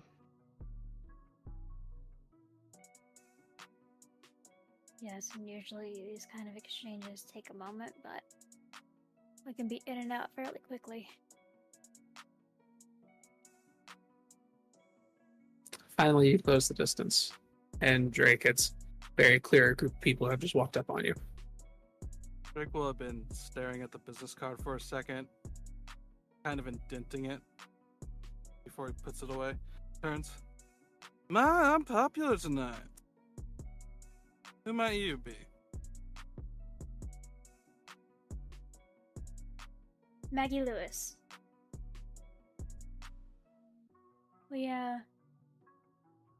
We're told by Mr. Kane that there may be someone here that could assist us with some work. More popular than honey to a bear. All right, Miss Maggie. It was kind of you to introduce yourself. What about your friends here? I mean, you did win, so what do you I expect always win. other than be popular? Exactly, so why wouldn't you be popular? I'm Bellatrix. Job. And he looks at the others. Adam. Pleasure. I just met a man with the last name of Adams. Can't say I'm too happy about it. Trust me. I wouldn't be either. All right. And you, darling? Claudia Kensington. It's nice to meet you. Although this place is bit more violent than my tastes. Well, he must be on a mission then if he came here willingly. This is a light night. Shall we head You have somewhere somewhere a bit... about Sorry. I was just about to suggest, shall we go someplace where we can mostly hear ourselves?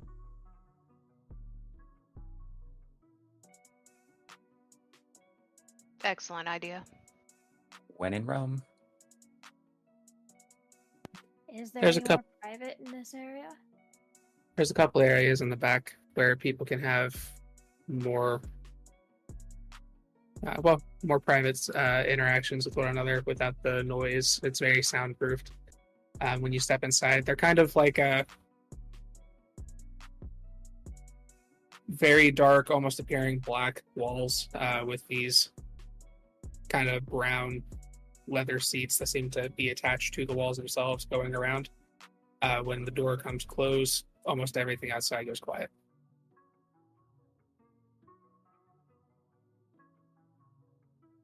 So, please take a seat. What can I do for you, lovely?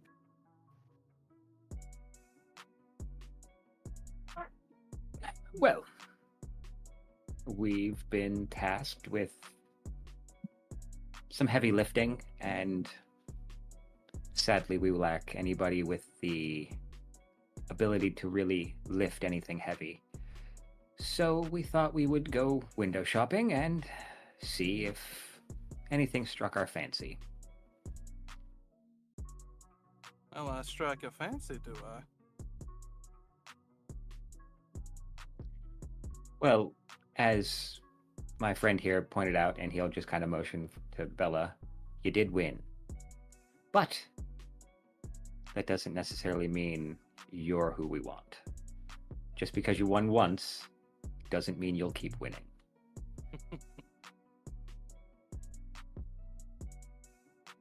Oh, I've won more than one.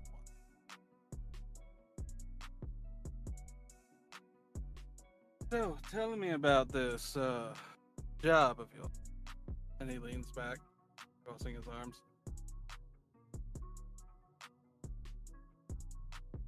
We introduced ourselves. Who are you? Drake Monahan. Pleasure to meet y'all.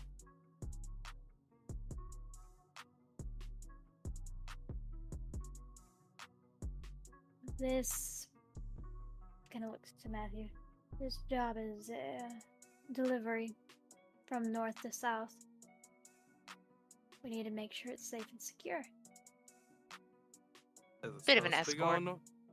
Ah, so it is supposed to be going north. All right. It's actually supposed to be coming from the north to the south. Ah, my mistake. And y'all are worried about some people getting a little bit of greedy with the hands in the cookie jar.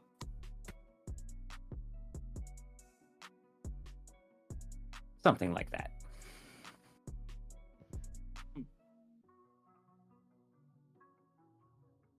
Oh, what's it worth it to y'all?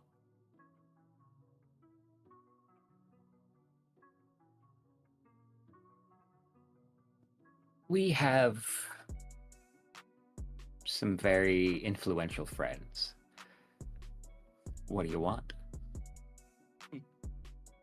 Yeah. I've been offered influence. Interesting. Let's see, I'm not exactly hurting for resources.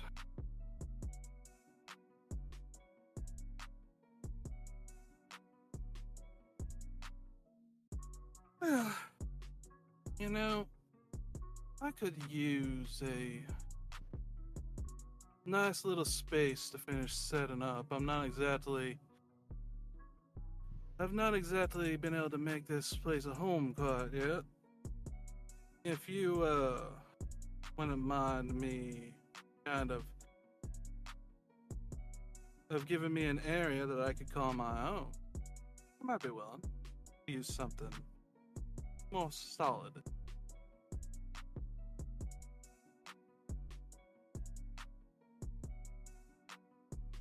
place to take root, place to hide out, take a nap if you need.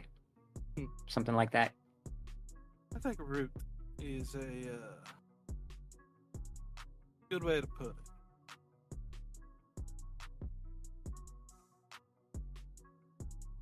Seems fairly easy. Of course,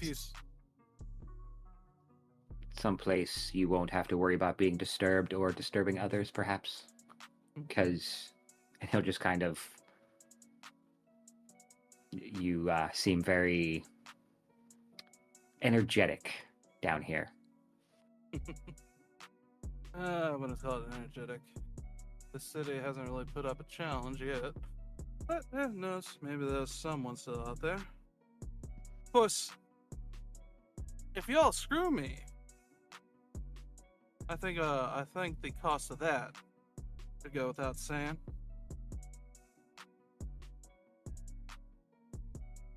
It could go with saying, actually. Yes, please. I mean, I know we've just met. This is our first date, but just with a little less cockiness. I like you. Well, let's just say death is hardly the only thing I do.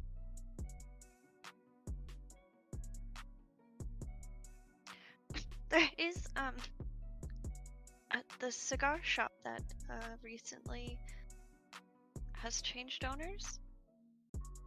No, definitely not that. One, hopefully it won't be standing too much longer. That sounds like a story.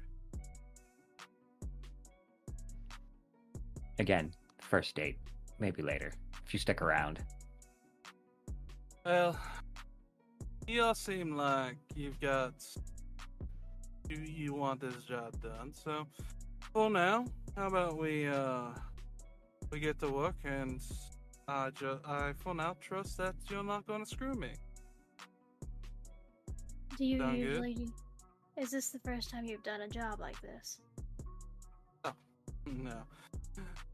I've What is done your a very... standard fare? It changes. It's situational. Especially lately. I've been a bit more mobile than I used to be.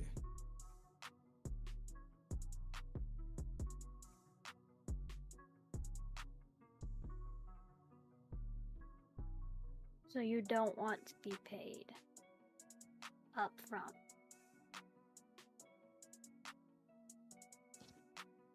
I don't need a immediate payment. I think making sure that solid foundation after I prove myself will be quite enough for now.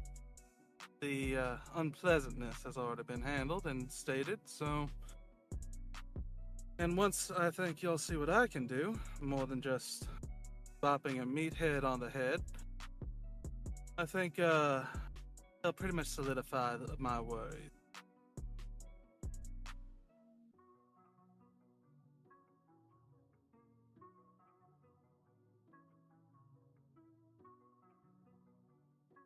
Call it a trial. Audition. That assumes that I can't land the pot. Do you happen to have any enemies currently interested in, say, capturing you, or hunters, or anything of that sort? Hunters? Can't say I've dealt much with hunters. But, I mean, we're kindred. When don't we have enemies? Yes, I have a couple. But they've been far off and away for a while. Kind of made a pretty solid statement on why they should leave me alone. So... You have enemies, okay. Are we in agreement that you will be assisting us with this work? I see no reason not to at the moment, so sure. Excellent.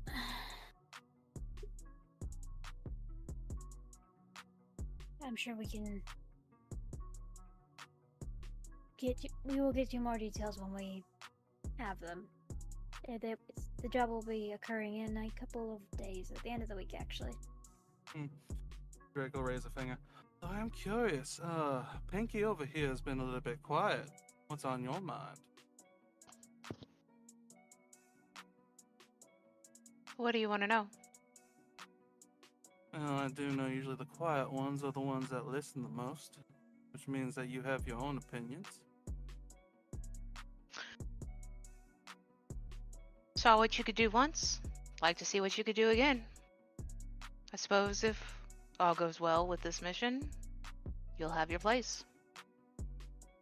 And maybe we'll work together again. Okay. Alright. It sounds like a deal to me.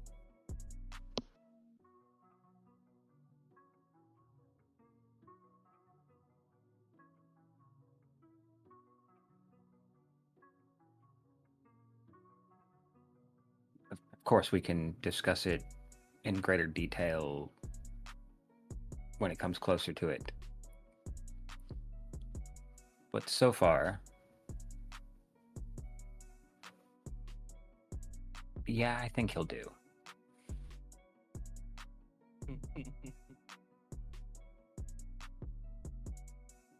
If things go well with this, I may have further work for you. And I will need your prices. We'll work it out.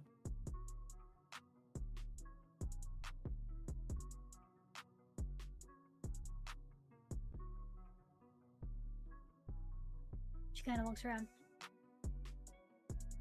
If we have fully discussed everything, I would like to leave. Of course. It was a pleasure, Drake. Oh, I know it. Pleasure meeting y'all, too. I'll be in contact in a few days when we have a location.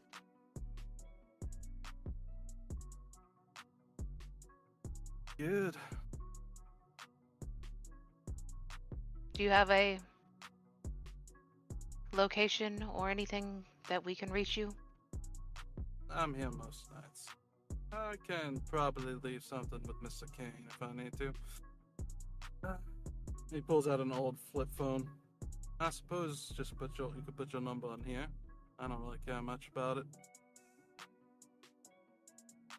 I'll take the phone and put my new number in.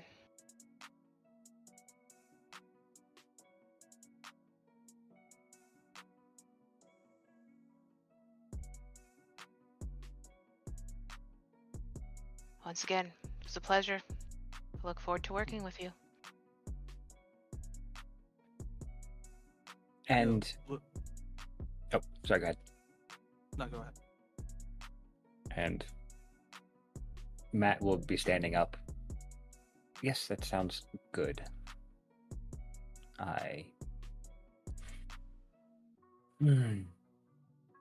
Yes. Yeah, I think he'll do just fine for now.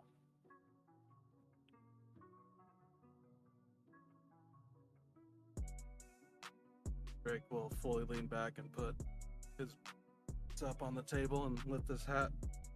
I'll be seeing y'all. Maggie will pull a card out of her bag and hand it over to Drake.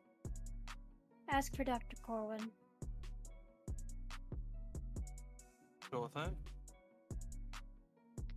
Sophie will stand and she starts to raise her arm, but then quickly lowers it.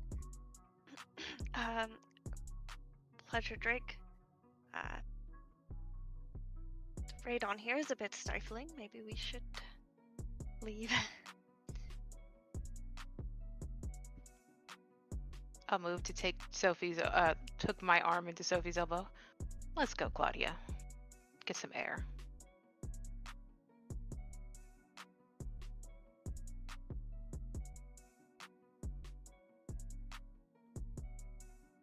Now, this room, Ye- is it closed off?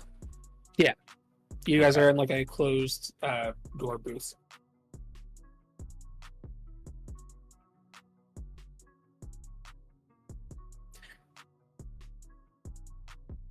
As the booth opens, there is a large individual standing in your way, and behind him, the Nosferatu.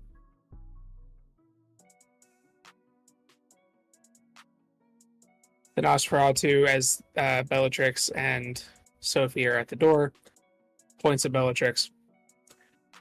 Yeah, that's her. What did I do? Oh, we got a report.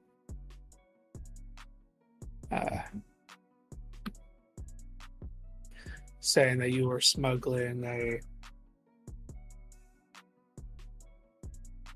narcotic that we don't allow in this bar.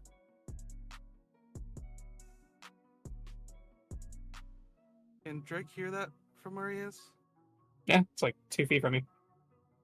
Gentlemen, they have yet to walk out. Our business means our business isn't fully concluded yet.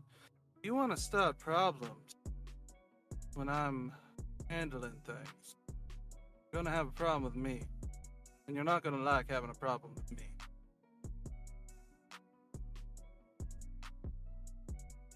Give me manipulation and intimidation. Right. My mouse would work. One moment.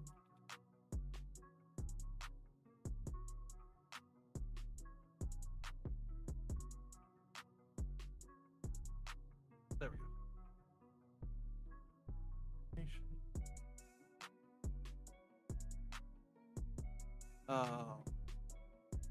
Can I add my intimidation specialty? Coercion?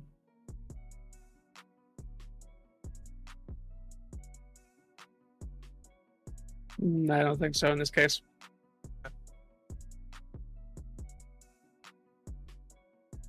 I'm going to let's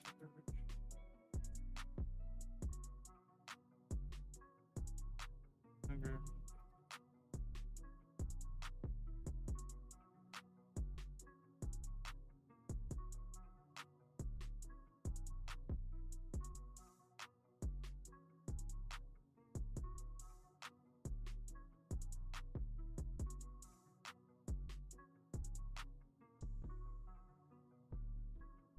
Actually, you know what? No, I won't. 2.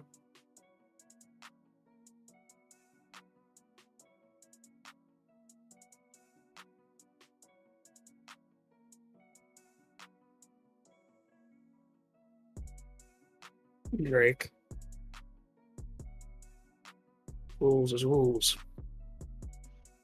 And turns back to our Bellatrix. We don't allow elevate in the club. Oh, I don't have any of that. We have reports saying that you were offering your round to the kindred down here. Oh. Was it by a Toreador with his snooty attitude? Thinks he's better than everybody else?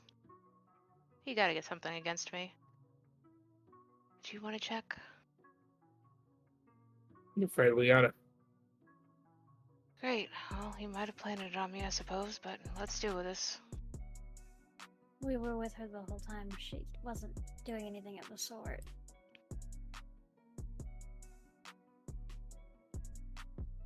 You came with her. Why would I take your word for it?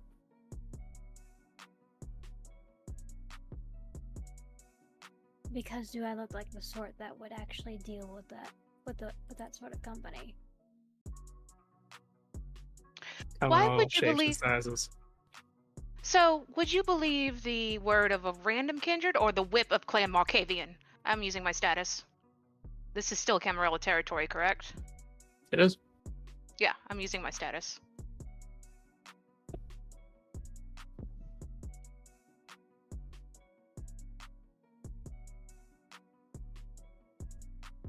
Okay.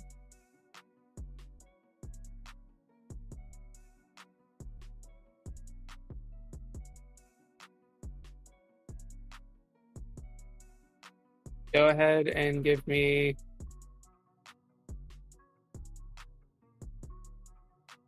I'll call it manipulation and persuasion.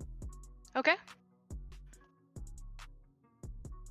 Can status? What does status? I was going to have it reflect difficulty. Okay. I am going to blood surge. Mhm.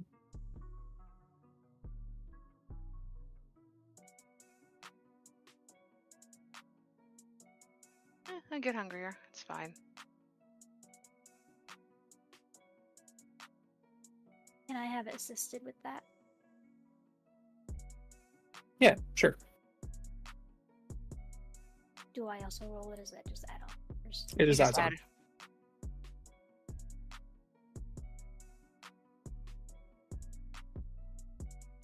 Really dice.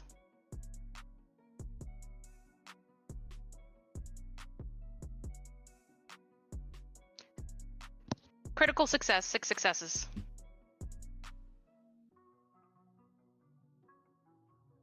Okay. He kind of freezes for a moment.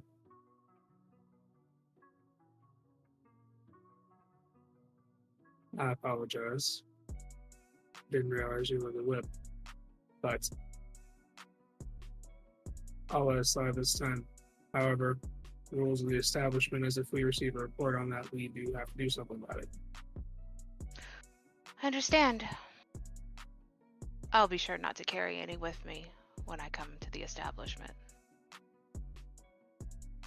That's much appreciated. Now Any... I was gonna say, now I believe my friend and I were going to get some air. You have a good evening. You as well. Thanks for stopping by. Any steps out of your way? Head out. Thinking, Maggie kind of glances back at Drake. You need better staff. I don't run the place. And could- I just take everyone's money.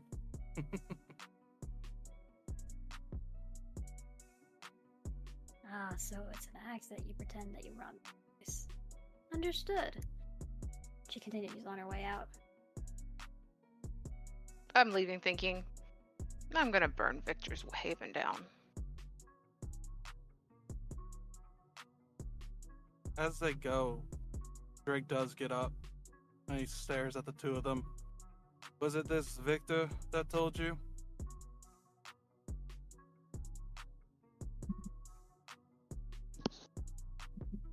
I know I'm not supposed to say. Neither of you could stop me if I really wanted to push it. He came to me with business. I need to know who I might be dealing with. More so if he's going to interrupt with my current business. That's between the two of you. I like you. I like coming here. Please. You know I'm not the type for subterfuge. I appreciate that. But we are running a business here. And making things that were releasing information that we don't typically do makes it a little people more hesitant to come through here. So if that is a problem for you, I'm sure you can find another place to beat the shit out of somebody.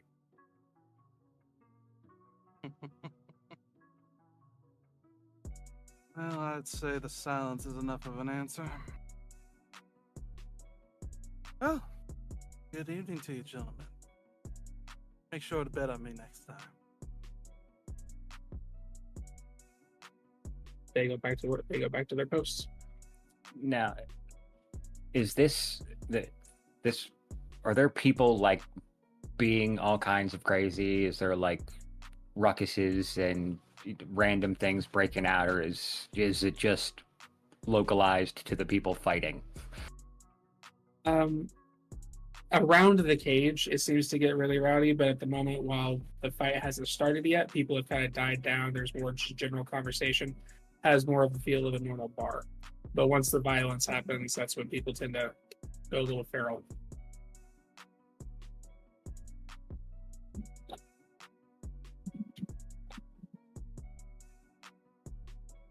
Matt is going to kind of wander back in as I'm guessing Drake is walking out of the booth. All right. Yeah, he's walking out. And he'll just kind of stare at him. Now, right now, you're a necessary evil. But let me show you how to really do it. And he will turn, and he will just pick somebody out of a random crowd at closest to him. And he will look for the biggest guy there closest to the cage. And the first guy he picks, he's going to use Mesmerize on. Okay.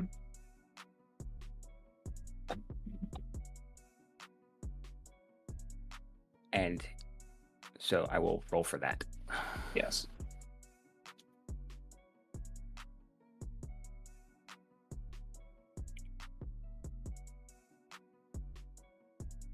Okay. So manipulate and dominate versus intelligence and resolve.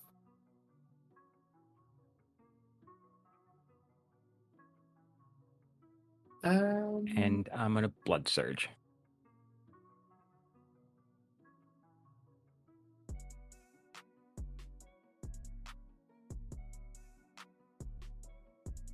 Sophie, hello. Hi.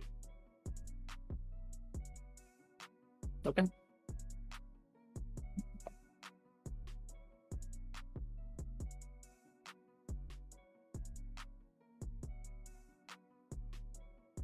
What was the criteria for who you were looking for? He was just going to pick somebody random that was close by, and then he was going to try to find one of the biggest guys that are over by where the cage is. And are you doing this to the big guy or the random guy? To the random guy, the one that's closest to him. Okay.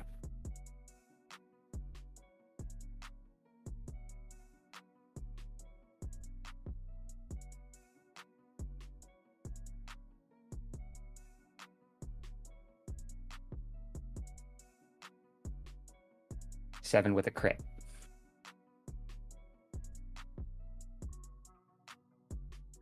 You walk up. You see an individual who is wearing kind of like a dark blue button-up with some slacks that are just like a little too large. He's kind of got them hiked up a little bit as he's kind of sitting there watching the people in the cage getting ready for the fight.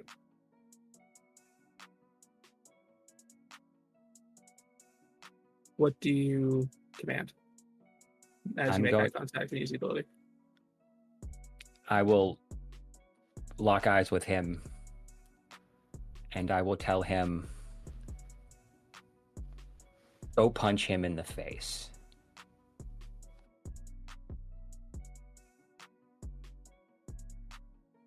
He stands up, looks over at the big guy, walks across the room,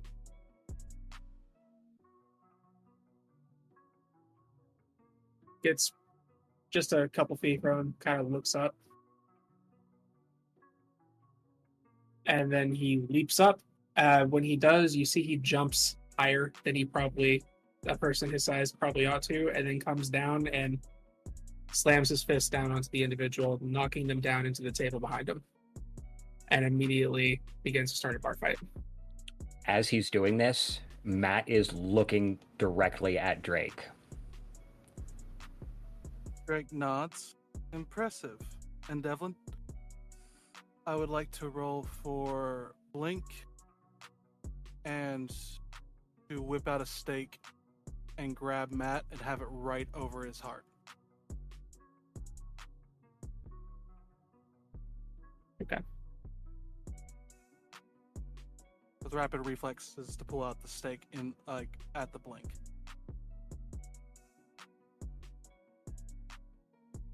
So go ahead and give me the Raj check and the Dex Athletics.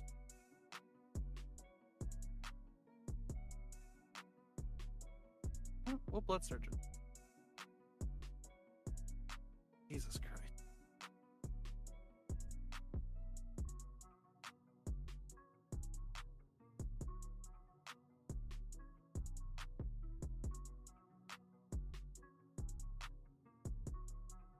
That's the wrong. Oops. Ignore that one. Doing the wrong amount. And I spent willpower.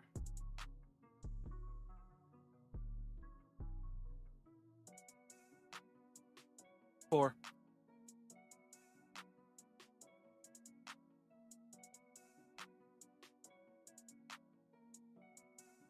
Okay. Now, both of you give me contested strength and rolls.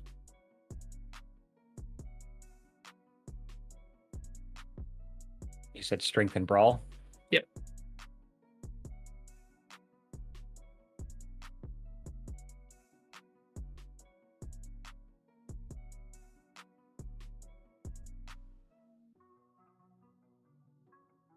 Five successes.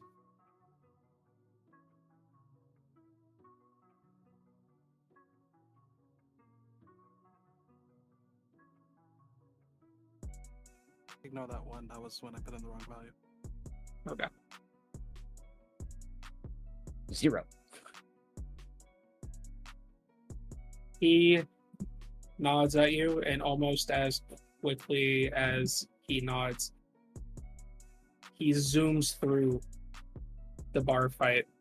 And next thing you know, you've got the front of your shirt yanking you up a little bit with a stake lined up on your chest. Drake is specifically looking at his forehead, making sure he's not making eye contact. If I ever find you pulling that shit on me,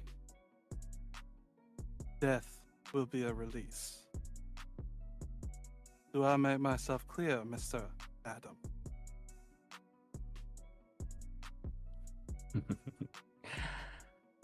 You'll do. For now. Drake, let's go. Pats his face. So will you. I'll get out of here. We gotta get going. Well, yeah. Never stick around to watch the fight. No, I don't know. Sometimes they're fun. Come on, get that sexy ass of yours out of here. And he will make his way out.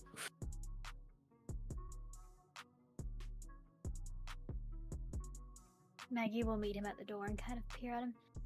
Did you have fun playing with your food? Just wanted to prove a small point. Was it proven? Yeah. In more ways than one.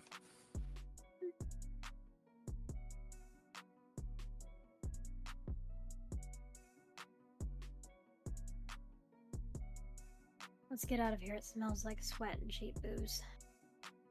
Yes, and I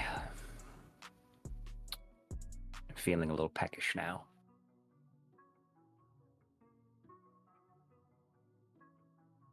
Kind of looks around to find where Bella and Sophie went off to get air. I am not a great help with people. Easy enough. You guys finally make your way outside the bar, where the noise is not as ever present. You meet up with Sophie and Bellatrix. Before you do, Sophie and Bellatrix, you are alone for the moment. Is there anything happening this weekend? Once we get to like a private spot, like away from the view of the fight club, I'm going to be searching myself. Okay. Yeah, as you go looking through your bag, you don't have any elevate.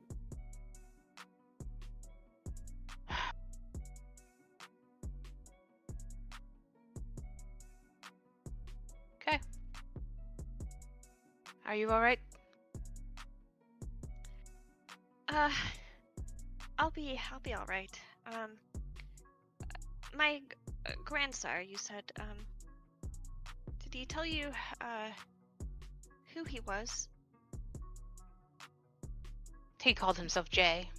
But no, he didn't really reveal much about himself. Jay. Janice? Jacob? Jurgis? Julian? Jay.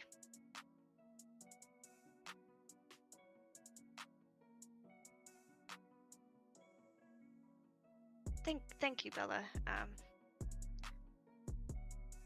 I just, I needed, to be out of there. It was, just a bit much. Loud, stuffy. Non-sweaty bodies beating each other up.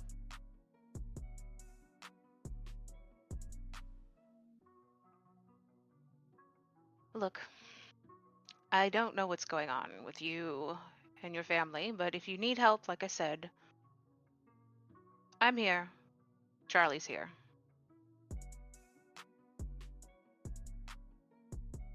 Thank you. I really do appreciate all of the help that you've given Duncan and I. I really do.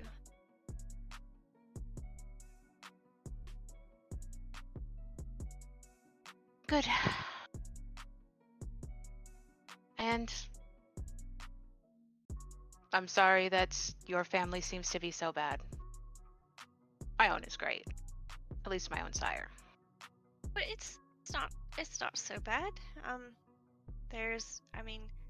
Duncan is wonderful, and now I have you and Charlie, and also Maggie and Mr. Halden, who we're still a bit not as familiar as we could be, but I'm sure in coming time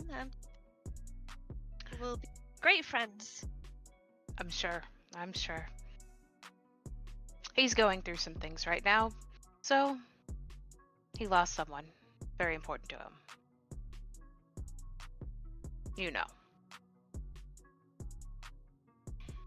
And now I'm afraid we lost Gray. Oh, we should hope that he might just be on one of those trips to Tampa. No, that's not good.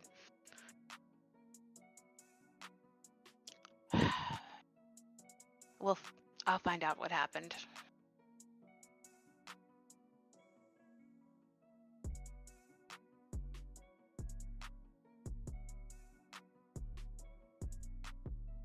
Figure it out.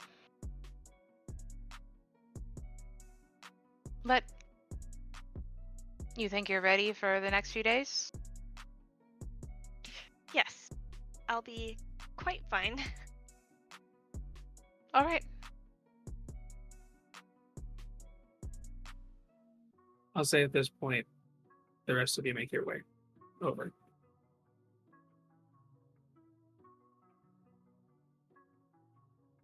Well, I think that was quite successful. In many ways. I think Victor's hiding something about Gray. I think that Victor fellow is probably hiding quite a few things. But at least the rest of us have a face to him now. Yeah.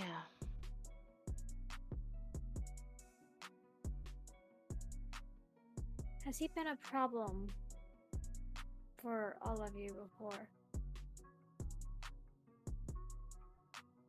We were more of a problem for him, to be honest.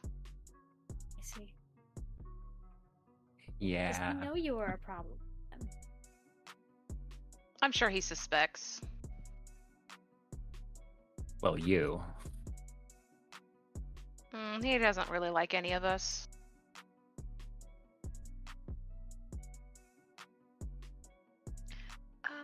May I be honest, and please don't be too upset. I was asked to report on Gray's dealings with Victor to Mr. Hodges in return to his help with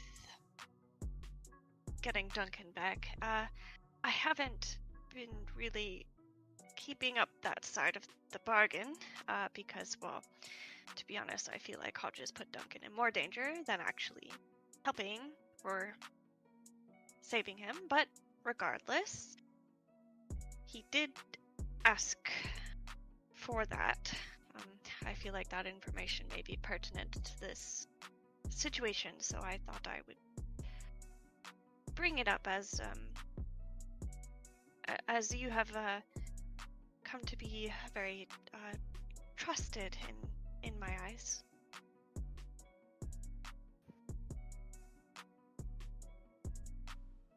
Yeah, not upset. That just gives me another lead.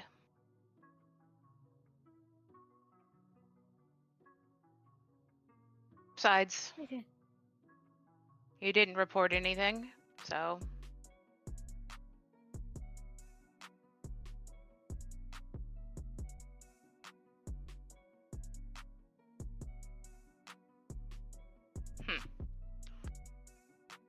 I suppose if circumstances were different and, you know,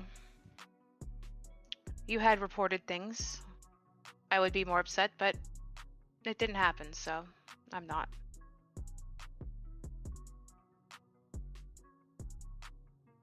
Gray would have thrown a fit.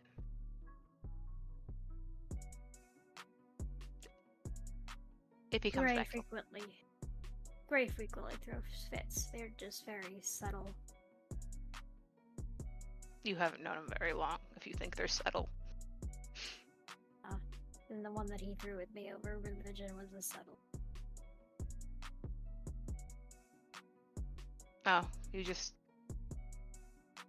was probably trying to convince you. Who knows? Bellatrix at this moment. Sorry. Go ahead. Bellatrix at this moment, you get a ping on your phone. Check my phone. It's from Gray. But it's pinging a location. But before you could get the specific address, it immediately goes dark.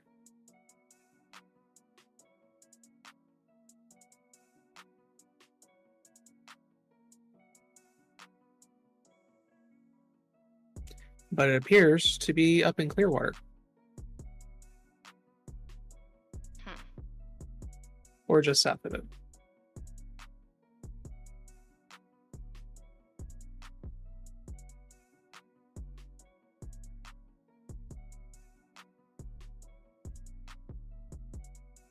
Where's the fire? There's a ping on Gray's location, Oh. but I lost it quickly. I may have somebody who can figure it out, though. I'll look into it. We should probably focus on what's going to happen in the next few days and prepare. Alright. Maggie will send off a text to Jarvis to come and pick them up. Take them back to the Ascent.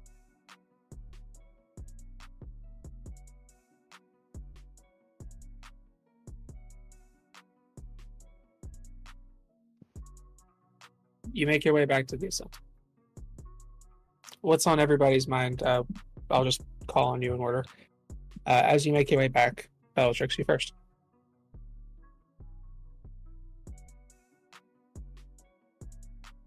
Victor was definitely hiding something, but Hodge's interest in Gray and Victor does present another angle that it could possibly be. Also, that ping of it disappearing is very strange. Hopefully, when I go see Ox soon, he might be able to help me with that. Concern, mostly for Gray. I actually kind of like him. Would be ashamed to lose him.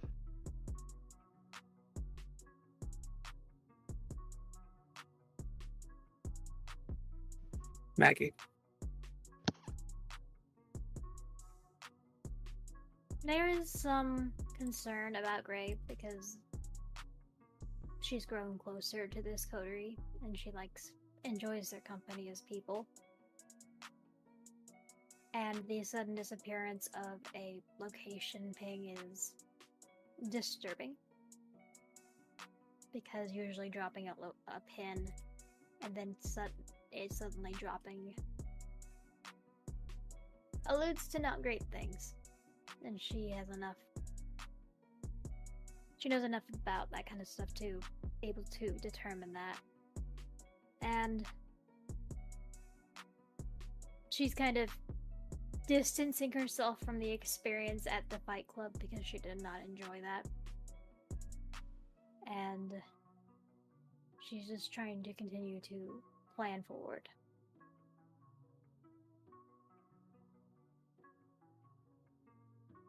Matthew. He's concerned for Gray, and he kind of is in the same boat as Maggie. It appearing and then suddenly vanishing that quickly does not bode well. So he's cautious on what that could mean. And this whole spiel of what they just went through, he did not have himself a good time at all at this club. He was not comfortable in the least bit. And he's seeing this new gentleman that they were just introduced to. He's going to be very cautious with that one, not because of what he did, but of what he revealed to him, and that's his volatility. So he's going to keep him at a distance and eyes on him as much as possible.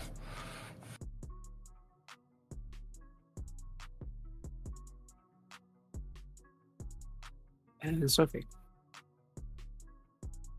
Sophie is thinking that she would like to buy a gun.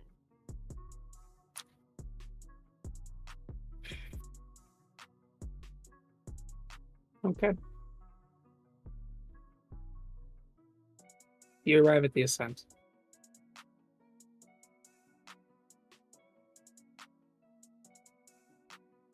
And with that, we're going to go ahead and shift to our final scene.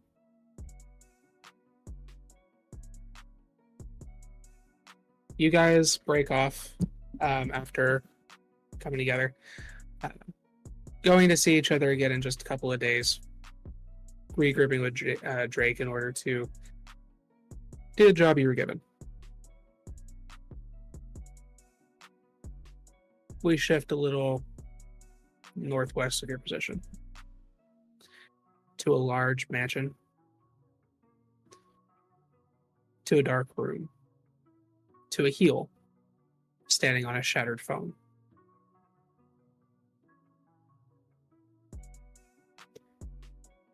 The sound of something heavy being dragged. Now, darling, I told you what would happen if you didn't behave.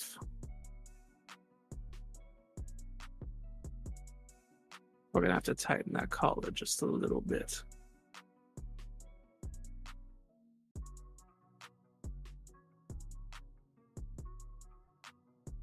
And then you hear the sound of something piercing flesh. And with that, we will bring this session to a close.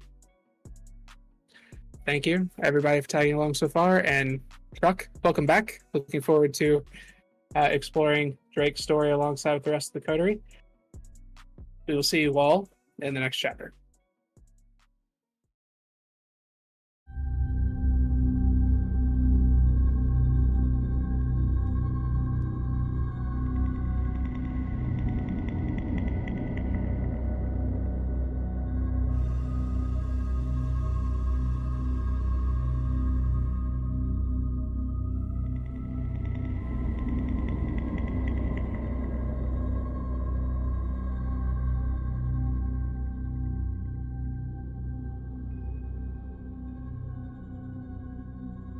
This has been a St. Petersburg by Night production.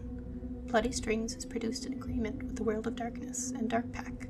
The storyteller for Bloody Strings is Devlin. Tonight's characters were voiced by Kyrie, Noree, Lekar, Truckexe, MissyMew, and Kendall. Visit our website at stpetbynight.com for more information about all of our productions and how you can become part of our community. Thank you for listening. Until next time, fangs, stakes, and claws out.